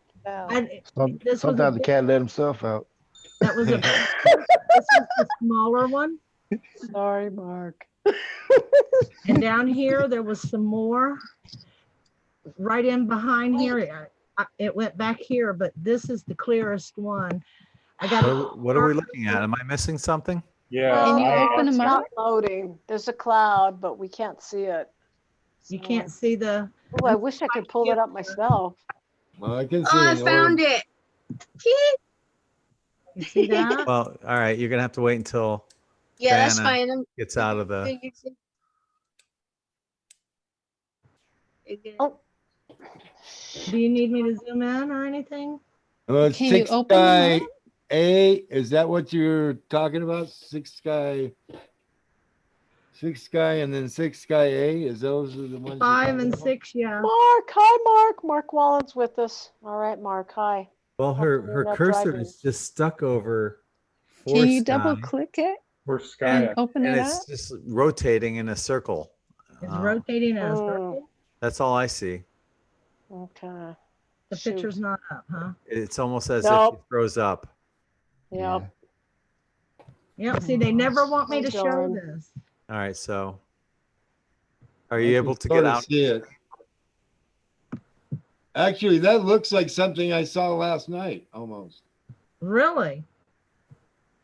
Right, There's a- yeah, and I at first I thought it was like a planet because it was kind of large, and then it started to move to the left, and I thought, well, maybe that's my eye doing that because it sometimes will move stuff around as I try to focus. But then it just like moved totally out of behind a tree. It was like this thing was making the clouds. Oh yeah. I've seen stuff like that. Yeah, like I saw that the other day out in my hot tub. This thing, this like we were totally blue sky, and then it was like clouds were coming out of a hole. I saw that.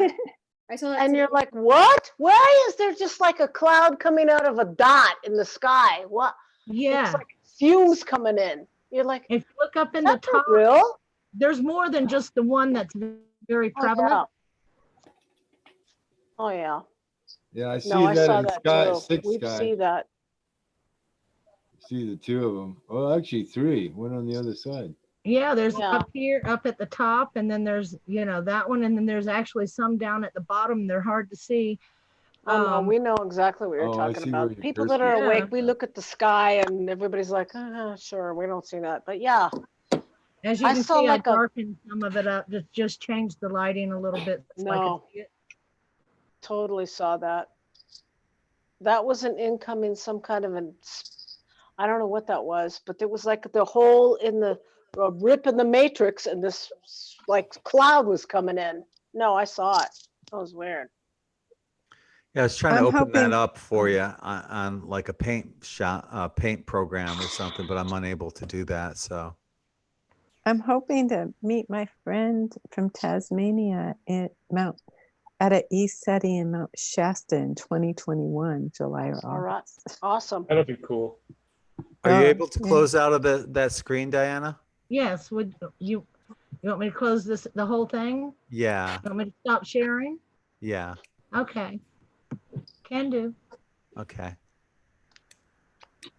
Yeah, I was like wanted your thoughts on Just something waiting that for Greg to Oh control. yeah, the that's screen. all I'm doing. Oh, I can't do that now. That's You what have it to. says. Huh. Huh. Okay. There we Oh, go. now it clicked off. We're good. Yep. We're good. Okay. Okay, Elena, But yeah, you're up. I see that guy with my head a lot.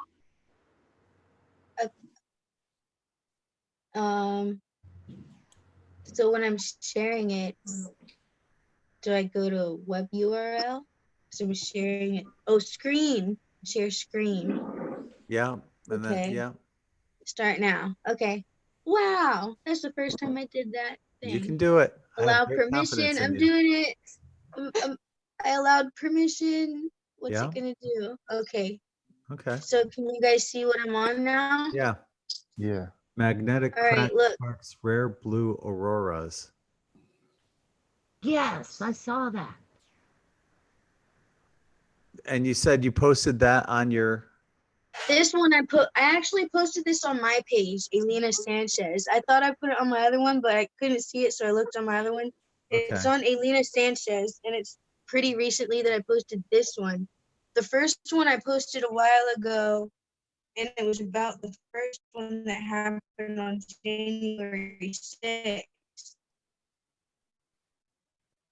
But the one on January 6th was that black hole directed right at Earth too. What is this? This is not even the whole article. Okay, can I click on? So I thought maybe somebody would know more about it than me. Am I on right now, guys? Can you hear me? Yeah. I hear you. Yeah. So I'm so happy you guys brought this up because I saw like a lot of things going on in the sky. And I know what you're talking about. It was, when I looked it up, it was really hard to find live, but there's this one guy, he has a video and it's called Cracks Are Opening in Earth's Magnetic Field. And he basically explains that it's this, there's a crack in the magnetic field, a whole bunch of solar winds came through. And Elena, I wonder if what you're talking about, when it happened last month, the sun gave this huge hit, but Mercury was in the way. So Mercury took the hit. Now Mercury has moved. So this time we got the hit. And that's what we were seeing last night, Greg, after I surrendered. I go outside and I'm like, what the hell's going on? It started, and even all throughout, excuse me, all throughout today, if you went outside, you could see what I think are frequencies in the sky. But different parts of the world, like I know in Norway, they said the auroras are so intense. They've never seen anything like it. It was beautiful. but they're more of streaks as opposed to the normal, you know, the normal colors and like cloud looking auroras they're used to seeing there.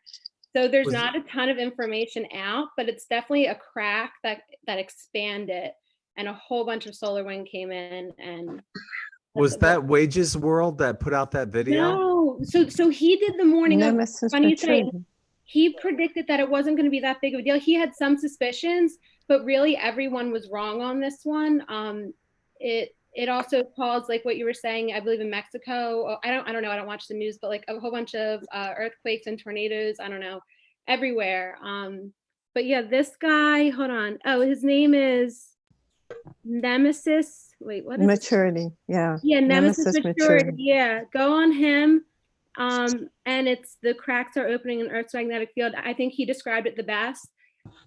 Also, something that I saw coming through that I haven't seen anyone else talk about are these like rainbow, this is gonna sound weird, these like little rainbow bars, kind of like they're not arched rainbows, but I've seen them a few times this year. I saw them a lot late last night and a few today as well. And I thought it was interesting on the Schumann resonance, one of the energy hits really looked like a rainbow. Yes, I've did seen anyone that. notice that? Today. That's what everybody's oh my God. There's one, yeah, there's one that just happened. I'll Yeah. do a screen share we, on it. we must be getting some kind of rainbow energy. I don't know what it is. I saw it and I checked it. So You can see it right here. Let's go in Yeah, larger. no, we know what it is. Yeah. Right here. Oh, hey. Oh, that's a good. I've never seen anything like that's a that good before. shot. No. And we've got another one happening over right now. Yeah, there's an energy coming in right now. It started, you know, about half an hour ago. Oh, what? Thank you so We're much. never gonna sleep. We're never gonna sleep. I didn't see it all last That's not too bad. It's only 28. Surrender. You will sleep. Yes, you're right. I have to. I'll sleep like a baby. You have to do that. That's what you have to do. You have to surrender. You have to say, okay, I'm finally done. I do this thing that my little grandbabies taught me. They used to sing this song when they were little. It was like head, shoulders, knees, and toes. Because you know, when you lay down on the bed at night, you're not sleeping. You're laying there and you're going, oh, I wonder if I remember to pay the taxes. Oh, I remember if I forgot to get my flat tire fixed or whatever. Not really sleeping. So your head's off the pillow and your arms are in a fist and your feet are all balled up. And so you have to go head, shoulders, knees, and toes, knees and toes. So you will relax before you go into your dream state. And then you surrender and go into your mind, go into your pineal and open your pineal gland and look for the light. And then you will, maybe you'll sleep when you finally let go of yourself. So yeah, cool. Awesome. I can't do all that. Yeah, I was You can just drop into your heart. I spend drop into your heart. Less time at sleep. There's one other energy that I saw coming through, and I wondered if anyone else has seen this or knows anything about it. It's a spiral energy. Like, I don't know. Oh, yeah, I get that all the time. Totally. So I backward spiral, Fibonacci. Let her finish, Fibonacci. Mary. I've Before you seen- interrupt, let her finish. I've seen a few times in the summer. I would go outside and see. It looked like a million macaronis, like swiveling down. The one that I saw today was definitely coming. Like, I think I heard someone say it sounds like there's a hole. This appeared to be coming either from like a hole of some sort or directly from the sun. Not kidding. And it was huge and it was moving. It looked like a corkscrew and it was spiraling. I did take a picture, and of course it's not as great as it looked in real life. But again, on the Schumann resonance, it looked like a spiral, like one of the energy. I don't know if it's on there now. It was from earlier. It looks spirally to me. I don't think that's it. I saw the rainbow one. No. Either way, I was just wondering if anyone else had any idea. Did your picture show the spiral? Where are you at? The spiral, like the picture I have on my phone, I can see it. You guys probably could. I mean, there's a lot of shit going on up there right now. Like, there's a lot of course I can see some faces in there. But I also have like been introduced to dragons recently, and I'm seeing them up there. Huge wings, like I don't know. I'm not totally sure. I'm still working with them to get answers of what exactly they're doing. In But clouds, or just in the both. sky? But well, not physical, like I can see silhouettes of them behind the clouds. And yes, Okay. a lot of times clouds are shaped like them too. Like their faces or like the silhouette of their body, but their wings are huge. And I saw them in meditations for a while, and I thought it was like angels, and I was like, oh, angels. The last thing I would have thought was a dragon. The last thing. What country are you in? I'm in Philadelphia.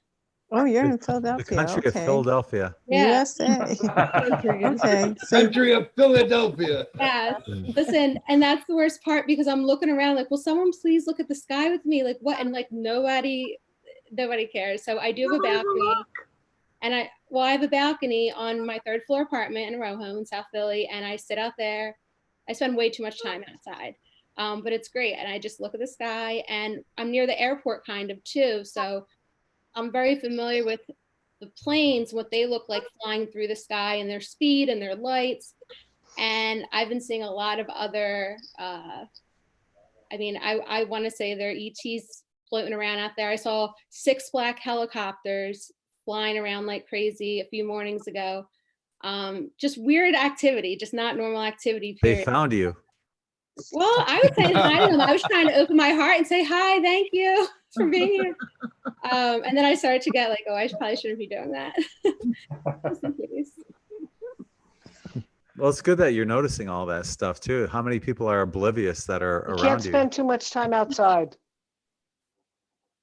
Well, yeah, but I think like speaking of grounding, I need to do some of that because I get a bit carried away. It's exciting energy. It's exciting, but it's also a bit bizarre. And I'm happy you The guys dragon, are I don't think the dragons are bizarre. I don't, the dragon energy's been around for millennia, and dragons are a big part of our DNA and our heritage as light workers, especially. And dragons are They're here. here for healing. Yeah, Right. the dragons are awesome. So I just learned this literally within the last month when they fully revealed themselves to me in a meditation, and I was stunned. I couldn't believe that's what it was. And as soon as I saw them, they were aggressively blowing fire or smoke or whatever it was, like below me. And I just immediately knew they're healed. They're clearing the way for me. They're clearing a path. Right. And I still wasn't totally sure, but I just felt like, oh, they're healing what I couldn't get done on my own yet. Like they're hooking me up kind of thing. And from what I'm gathering so far, I think I'm right. But again, it's new to me. I did get a dragon oracle deck, and I've been working with that with my regular tarot cards and just trying to, build a relationship with them. But I do feel like they're protectors. I even got the sense that it's like a guardian angel feeling, which I wasn't expecting, but they're working with the angelic realm. Actually, they are. Yeah, they're gorgeous too. They're absolutely gorgeous. Oh yeah. Yesterday we had all these Leos on. Leo is that dragon, that fire energy. Mm-hmm. Yeah, that is true. I know, it's just very new to me. So I know you learn all kinds of things with this. Are you a fire sign by chance? I'm a Leo. There you go. Yes, you Okay, are. but I'm a Virgo, and I work with the Emerald Dragon, so I don't know whether that actually holds true. I'm an airbender. Oh, cool. Yeah, That's but awesome. yeah. Did you do one of the meditation groups for the Australia fires? Did I? No, the man that, I'm sorry, I don't know who just spoke with the me, airbender. Airbender. Zero. Okay, Zero. Did you do a meditation to bring rain for the Australian fires? What Australian fire? The Australia had all those fires before, and then there were groups that did meditations to bring in the rain. Yep. I I didn't know anything about it. Oh, okay. No, I Because did. airbenders would be good at that. Right. Right? Yeah. Yeah, that'd be fun. I did that Yeah, meditation. It airbenders was should be able to awesome. remove the air from the fire, which is the fuel, part of the fuel. Well, air, All kinds of things airflow. they could do. Yeah. Yeah, yeah. I connected with an indigenous tribe there, and my heart just went boom. It was awesome. Yeah, that was a beautiful meditation. But I wanted to ask y'all thoughts on something that that I experienced maybe like a few years back. And yeah, I remember one day I was outside and I was just talking to one of the people I knew. And then like, you know, after I was talking to him, like all of a sudden like his face looked different.